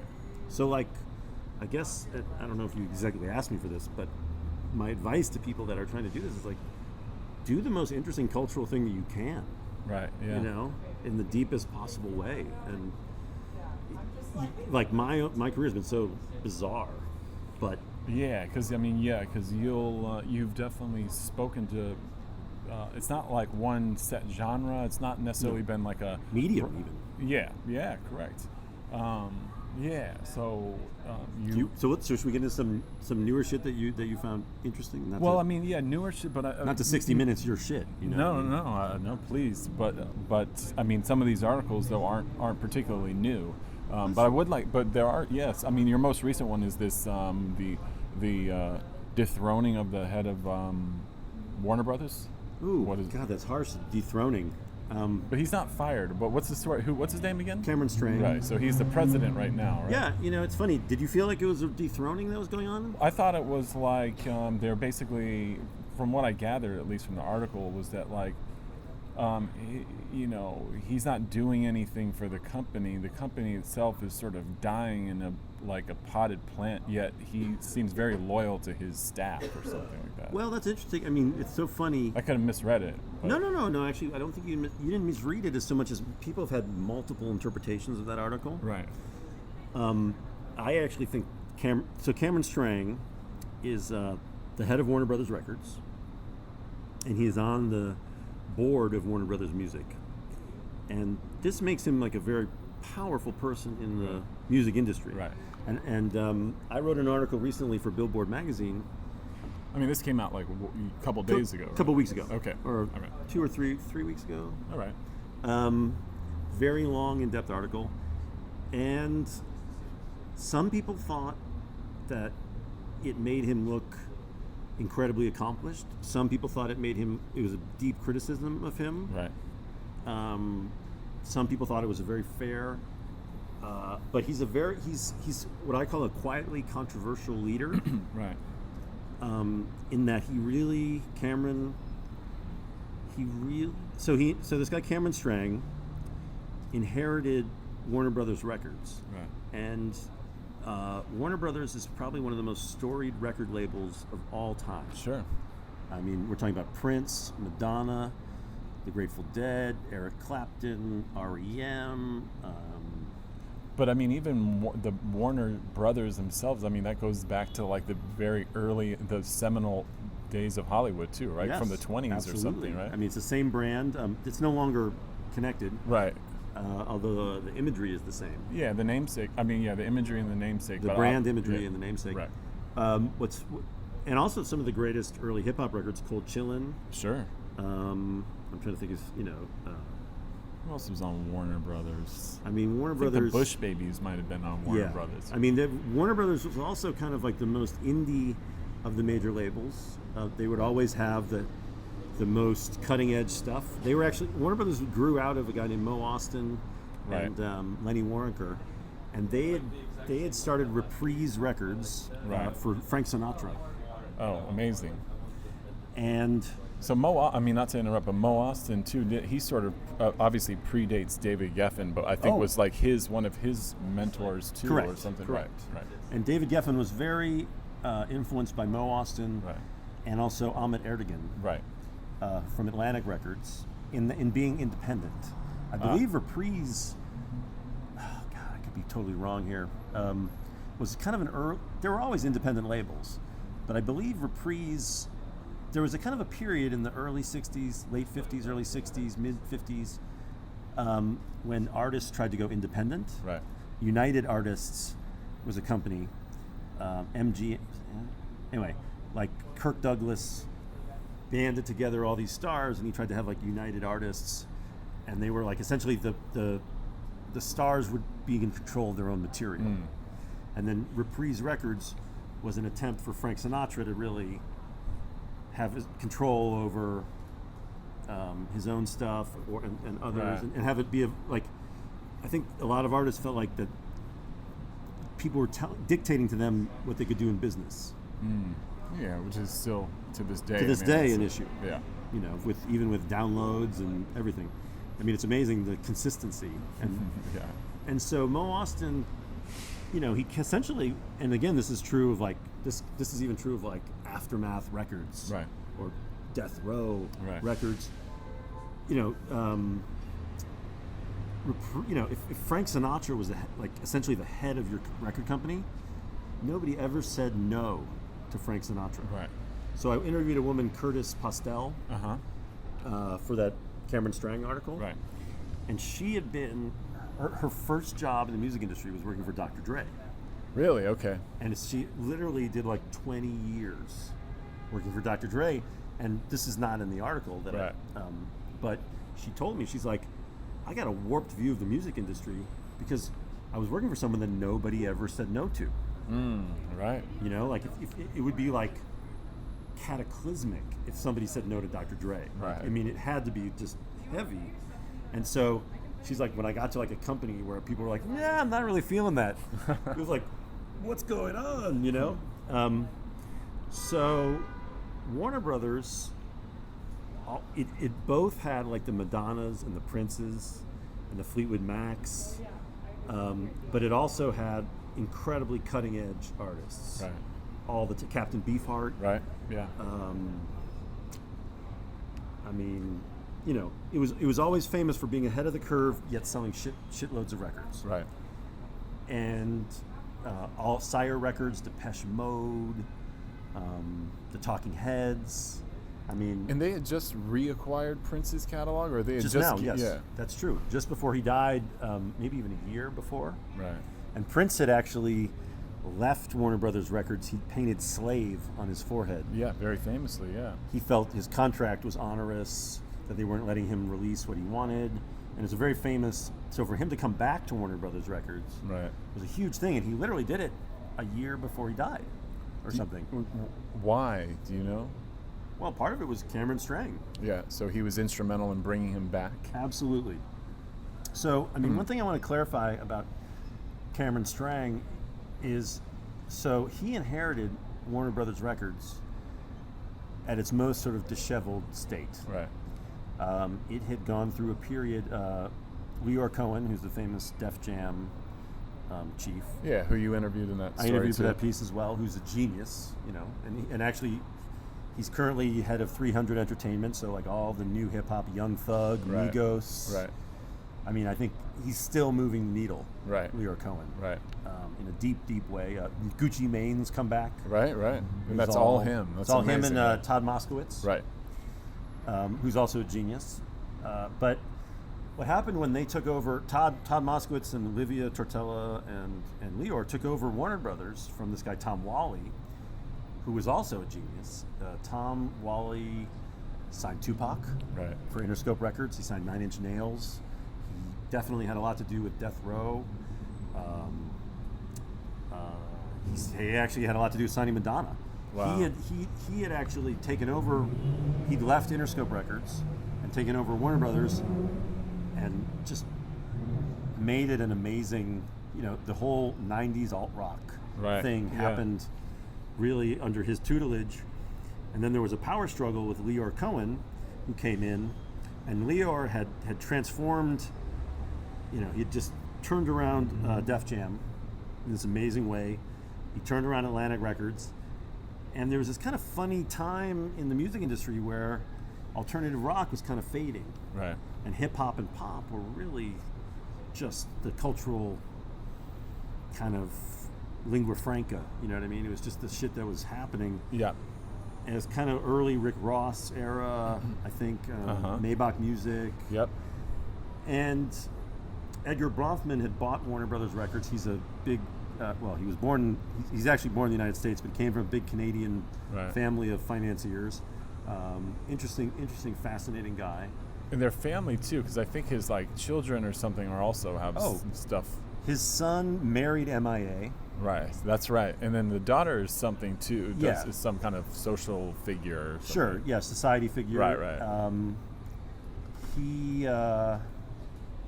His son actually had a crazy record label, kind of indie. I think he had some crazy indie hip hop and indie. What was that Sort of called? like I forget what it's called, Green Records or something, or Green Okay. Music. Oh yeah, Green Head.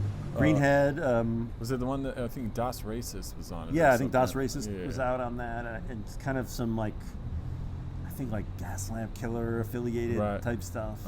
Okay. Some probably stuff that you fuck Possibly. with a little bit. Uh-huh. Yeah, Das Racist though. We could be wrong. By the way. Yeah. But interesting family, interesting cultural world. Anyway, so they tried to sort of make Warner Brothers more current in the hip hop and pop realms, and the culture of Warner Brothers rebelled. It wasn't any of these executives as their pre and post careers show. Right. These are geniuses of the music industry, but it was not a cultural fit with Warner Brothers. Right. And Warner Brothers' market share shrank hugely. And Cameron Strang had been hired to run Warner Chappell Publishing, which is one of the top, absolute top publishing companies, in the world. And he did a very good job. He was like the first guy to sign Kings of Leon to a publishing deal, Bruno Mars. Wow.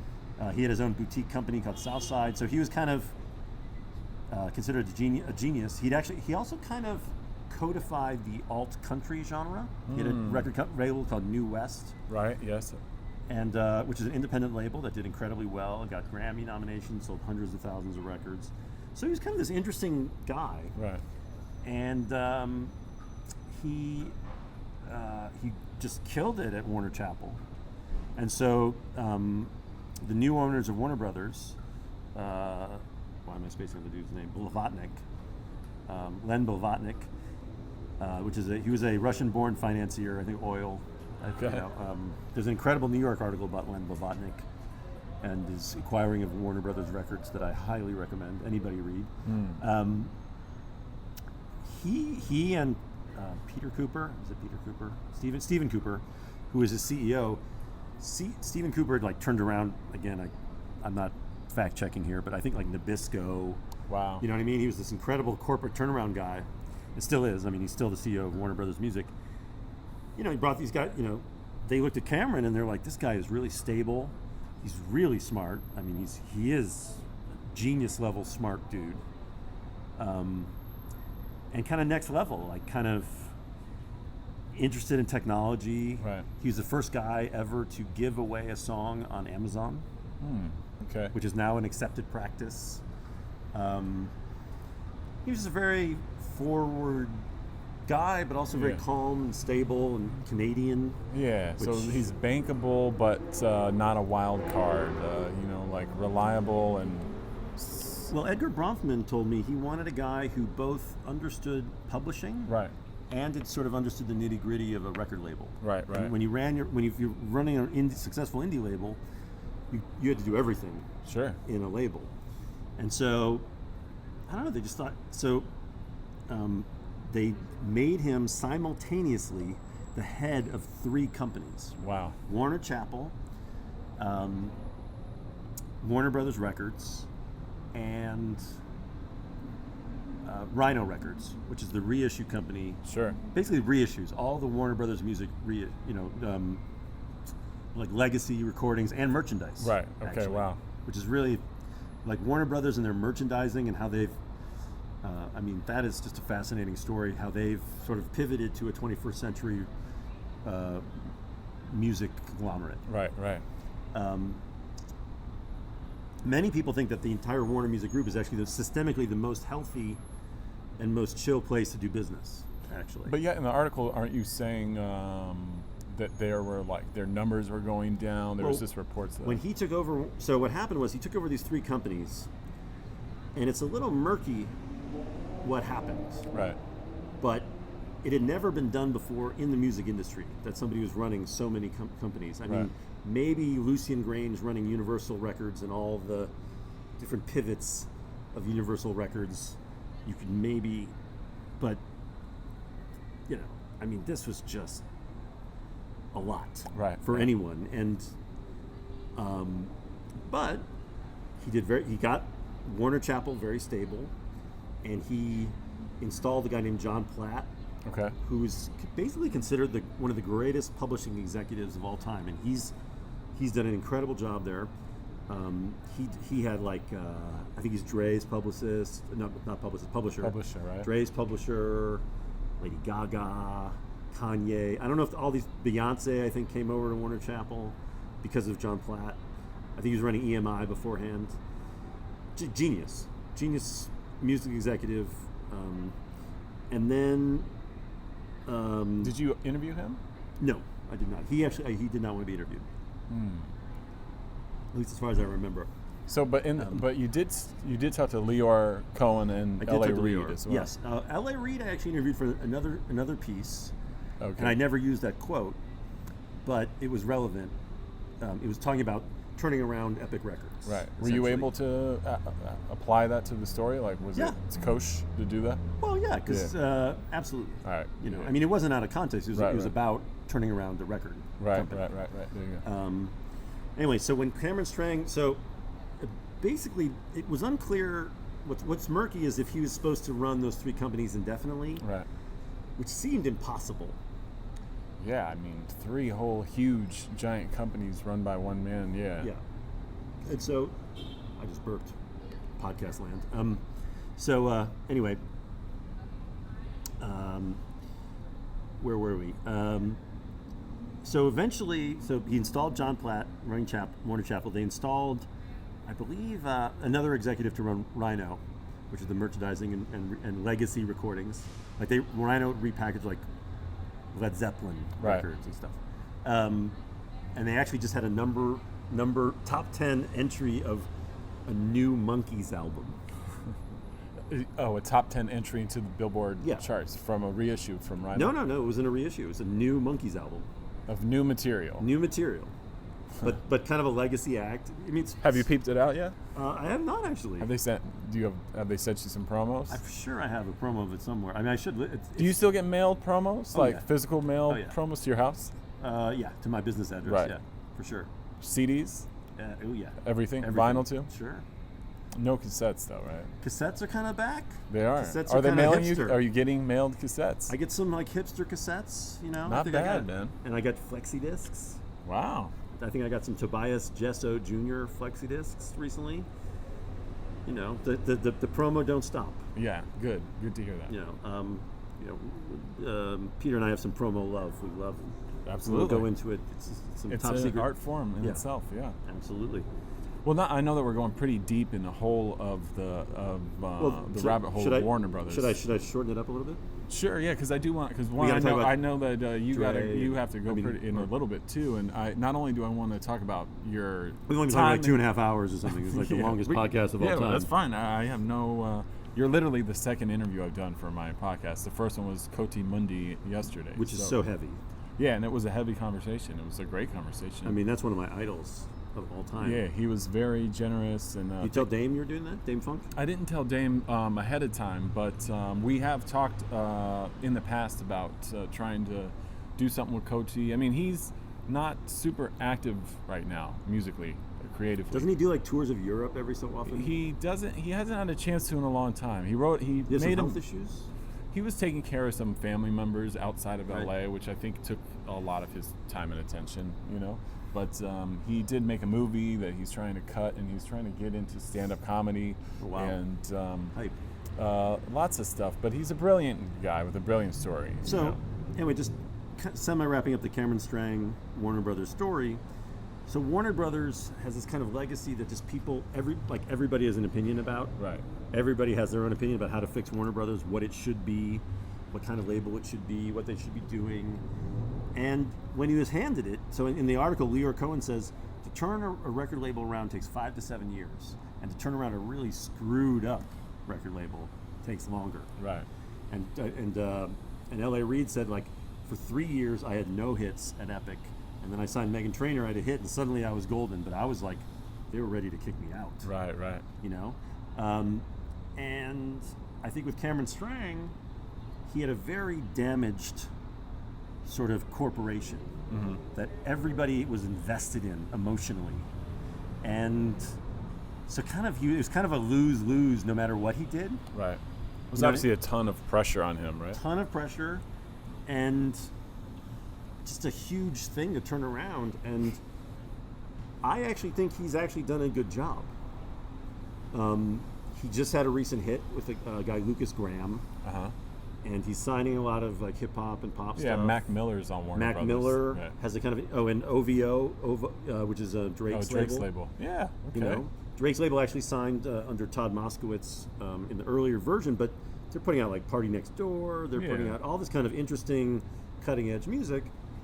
And so, I actually think like on this sort of 3 to 5 to 7 year trajectory that Leor Cohen was talking about, he's actually hitting it. You know, when you take over a label, it's going to take you 2 or 3 years to get your A&R up to speed and getting hits. And so I think we're just seeing that. On the other hand, and I think when you talked about him being dethroned,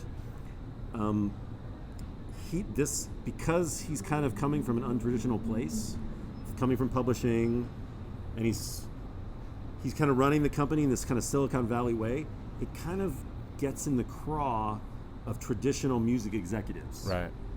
They kind of are threatened by it. And they think he should be having hits like right out of the gate.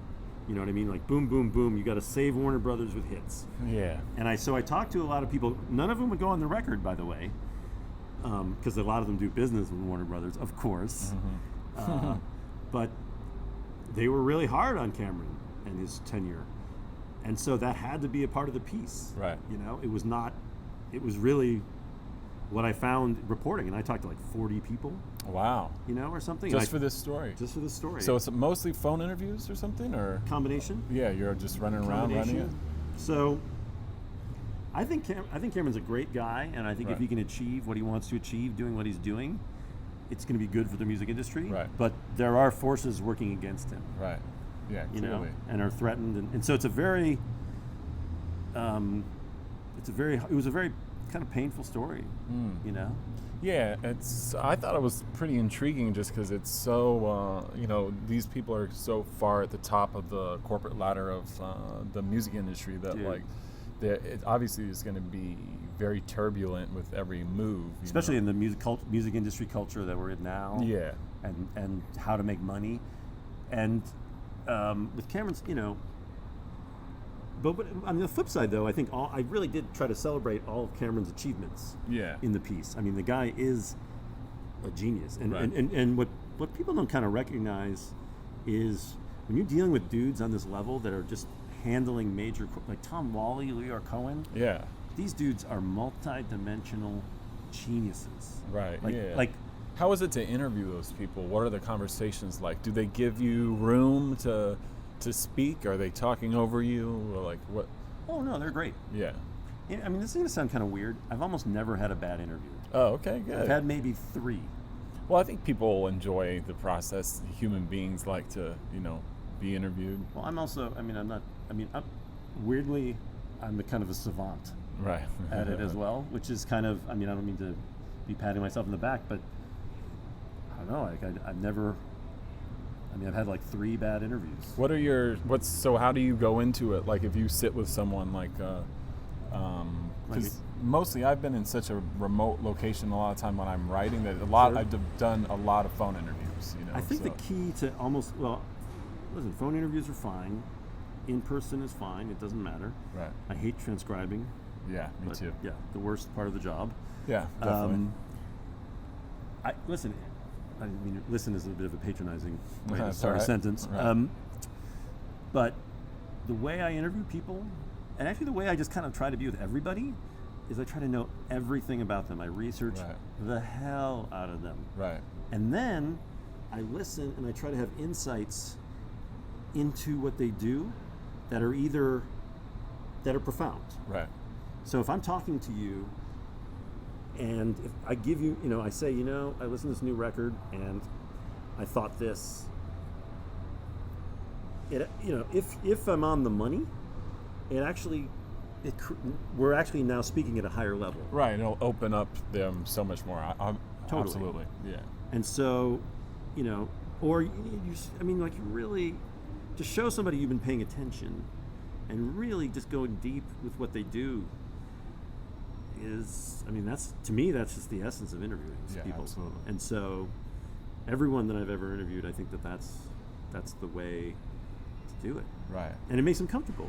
Absolutely, sure. Well, that's why I've always, I've been even asking you for your articles too. Right. That I was going into this. I mean, we kind of met each other through totally different circumstances. Although there were definitely connective tissues. Oh yeah, going quite quickly. And shared interests. Yeah, absolutely. Yeah, 100%. Instant friendship for sure. Yeah, I would say so. Yeah, for sure, man. Yeah, so I did want to ask you about some of those because I asked you to read some of your articles. Yeah, I noticed you had there was some kind of bug on your neck. Welcome, Zika in the house.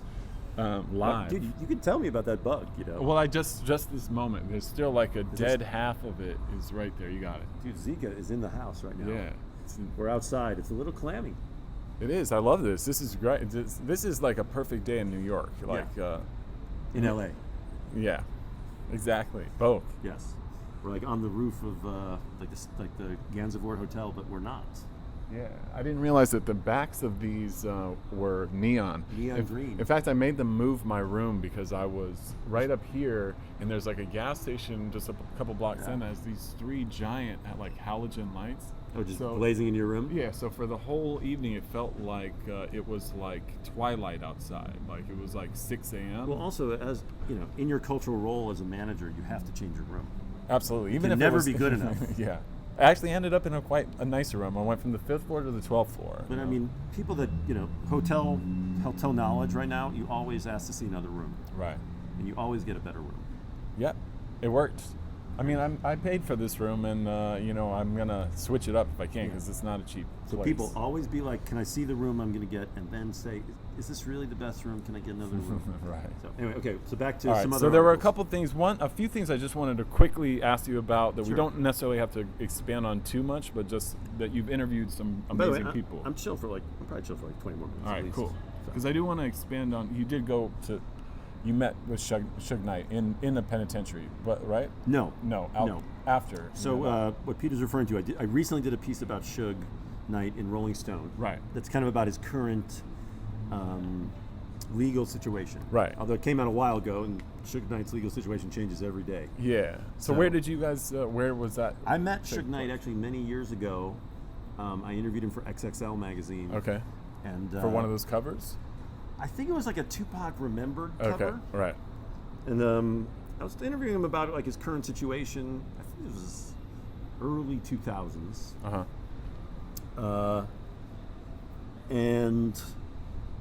But a big chunk of it was like his relationship with Tupac and memories of Tupac and Was he cool? Suge was totally cool. I mean, everybody that you talk to I would not say you want to get on Suge's bad side, but I've only really seen his bad side once. Where was that? Well, during the interview, and this was set up with my man Jonathan Wolfson, who I interviewed in the piece. He was Suge's publicist for many years At Death Row, right? Death Row, right. And he's now Hall & Oates manager. He basically is the Amazing. architect. He's the architect of Hall & Oates' comeback. I mean, Hall & Oates makes so much bank right now. Yeah, I because of saw Jonathan them. Wolfson. That's amazing because I just saw them someone brought me as their guest to see them at Madison Square Garden. It's So, a crazy show, yeah. right? Yeah, People it was, going it was absolutely fantastic. nuts. Yeah, Sold out, right. ridiculous. Right. Anyway, so back to So this Jonathan moment. set up this interview, and Jonathan is just like Jewish hustling dude from New York, Right. Just awesome dude. And first we go to the Death Row offices, which were on Wilshire, a couple miles from where we're sitting right now. So pretty far west on Wilshire, Yes, right? and it was Beverly Hills? Suge owned, I think, the whole building. Amazing. And he had there's a big, massive billboard above the building, and he would have like who's in Slaughterhouse? Who's in Slaughterhouse? Royce the 5'9". Oh, Why am I spacing? Joel Ortiz.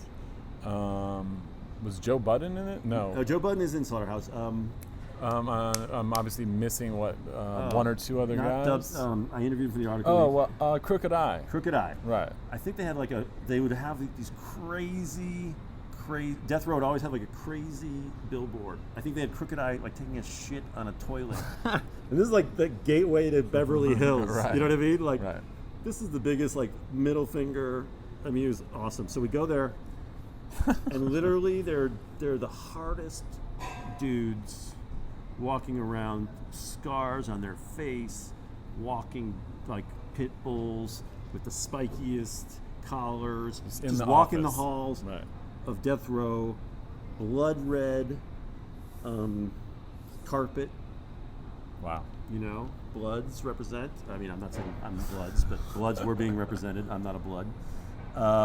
And you go into the foyer, and there's a picture that I think it was supposed to be the back cover of the Machiavelli album, and it was Biggie being sodomized by a Viking drag queen.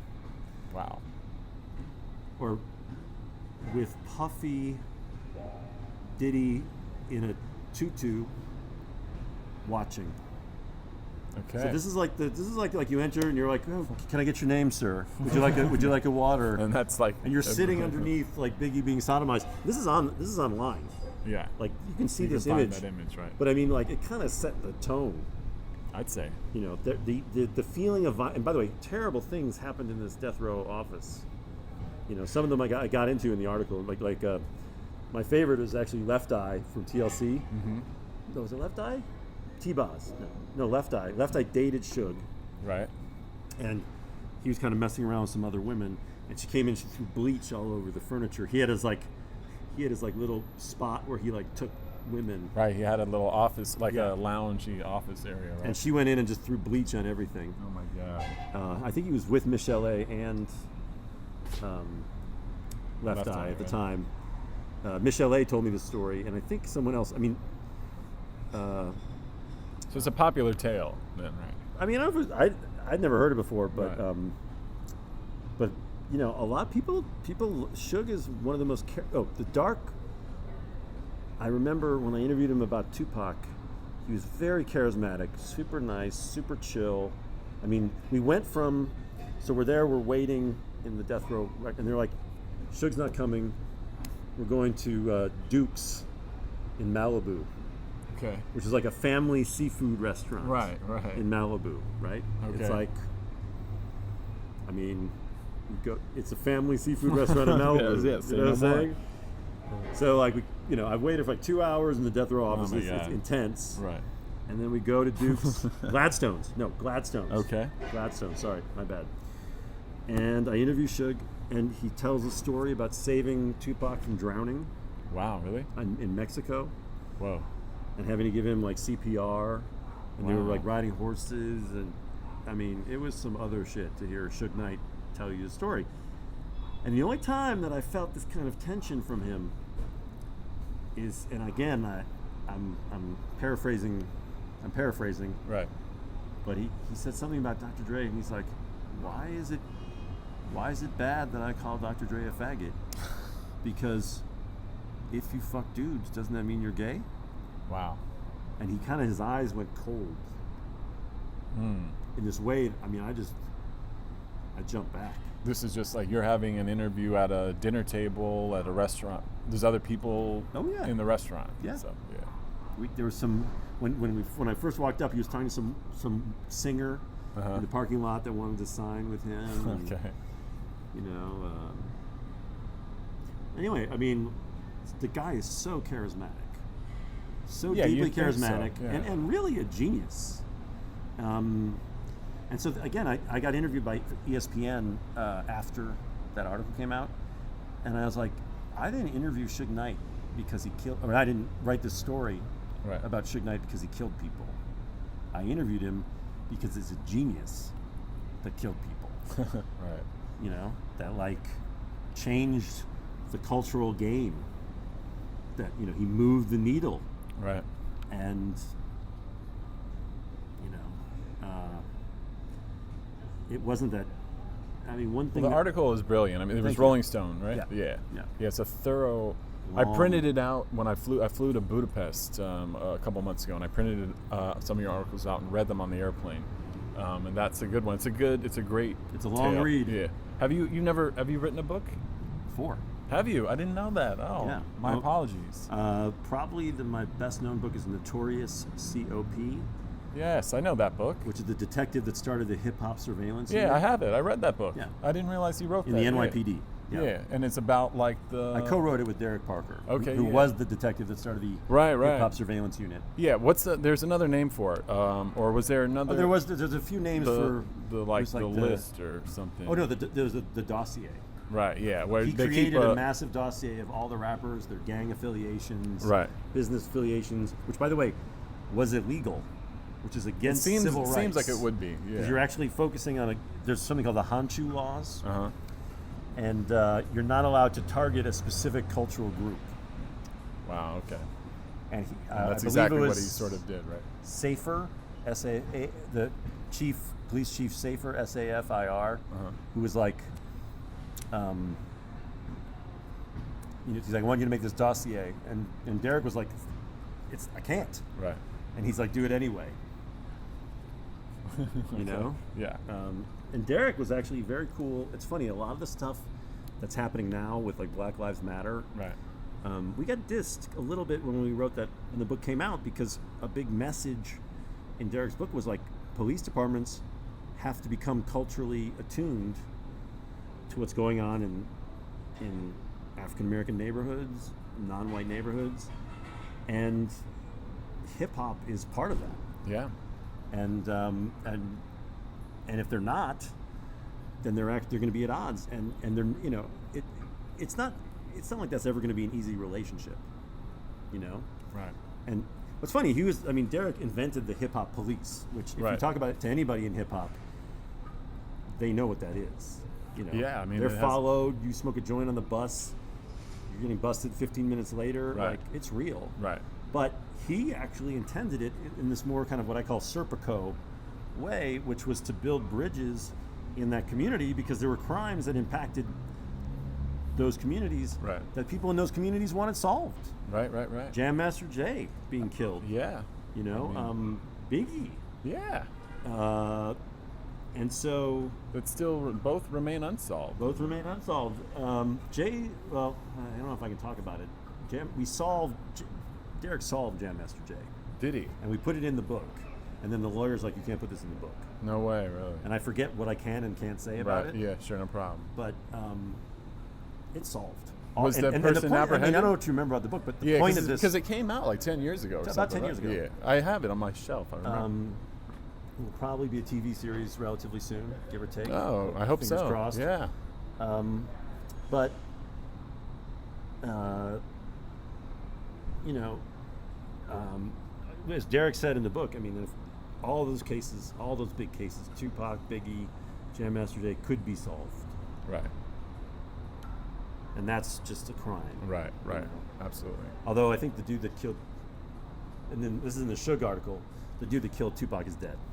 Right, yeah. Pussy. Which was not that long after, right? Or it was like a gang. Oh yeah, it was killing? about a year after Biggie. Right. But no, Orlando Anderson. No, the guy that killed Biggie is dead. And actually, both the guys that killed Biggie and Tupac are dead, which is part of why they're not really going after to solve those cases. What did you think of? Oh, by the way, one amazing thing though that I learned about that from that book is like the Jam Master Jay case. They stopped prosecuting it because of the budget of the DA's office. Well, they ran out of money? They were like, it's too expensive to give protection. Like budget, like, so a lot of these big cases don't happen for budgetary reasons. Wow. It's so screwed up. But so again, like getting back to like kind of the currency of that book in terms of today. So, you know, hip hop heads will know about the Troy Ave shooting, right, in Irving Plaza, and it was over. I mean, I don't think it's totally not clear what happened, but there's a pretty famous podcaster. Star.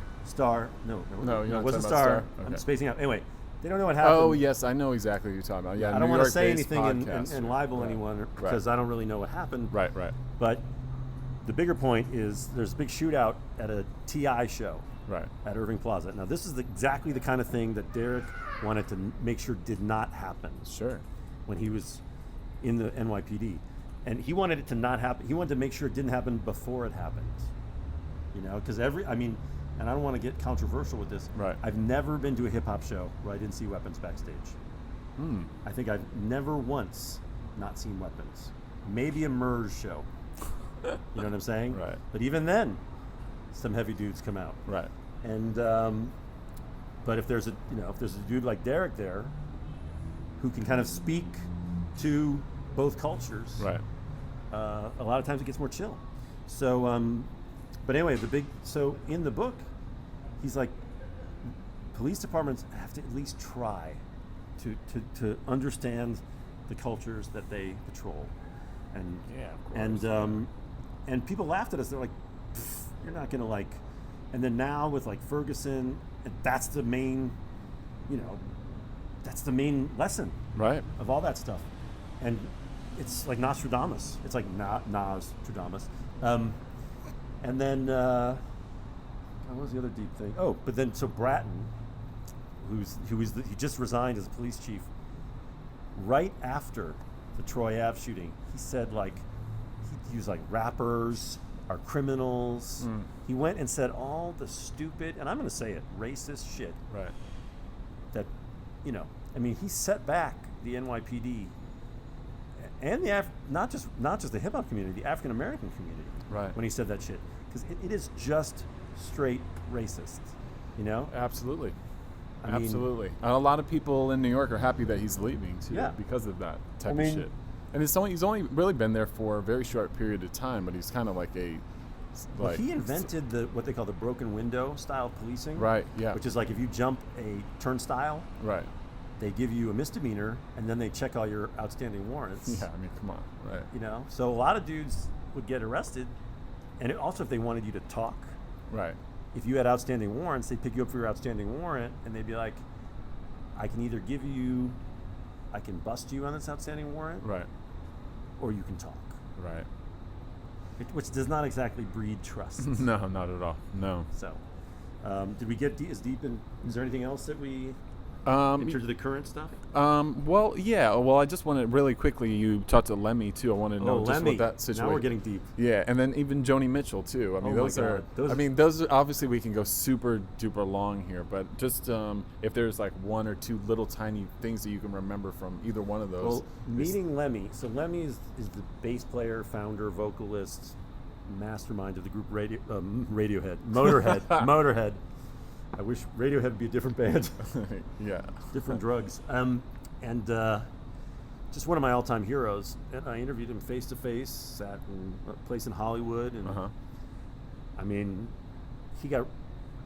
just what a genius. I mean, I don't even know. I mean, Absolutely. I can't even, but. And it was You a know, really he's dead fun. It was now. a really funny interview too. I mean, it seemed Oh. like you guys were like having like it was kind of fun, right? It was totally fun. I mean, Lemmy, I don't think in any career he ever gave a shit what people said. He Right. just said whatever the fuck. He was Right. Jimi Hendrix's roadie. Wow, I didn't realize that. Yeah, he had an interracial relationship in the '60s that he was kind of fucked with about, and kind of, you know, I mean, he's a fascinating dude. He's dead, and everybody should check out. He wrote a great book on White Line Fever. He was into Speed, White Lines. I want to read that. Don't do yeah. it. You Right. know, Right. it's a great book. I mean, he was a rock and roll original. I wish I had a deeper thing to say about him, other than like it was just overwhelming Right. to deal with him. Now, Joni Mitchell. Where was that? Was that in her home? No, Joni Mitchell was on the phone. That is one of my most controversial articles I've ever. Really? Yeah. So, Joni Mitchell, I interviewed for the LA Times. And this was a few years ago too, right? Yeah, I think it was about 4 years ago. So, there's a great performance artist named John Kelly. Okay. And John Kelly is a man, and he would, and it's actually, to be honest, it's rather reductive to say he would do drag. Right. But he did a performance art show where he literally became Joni Mitchell.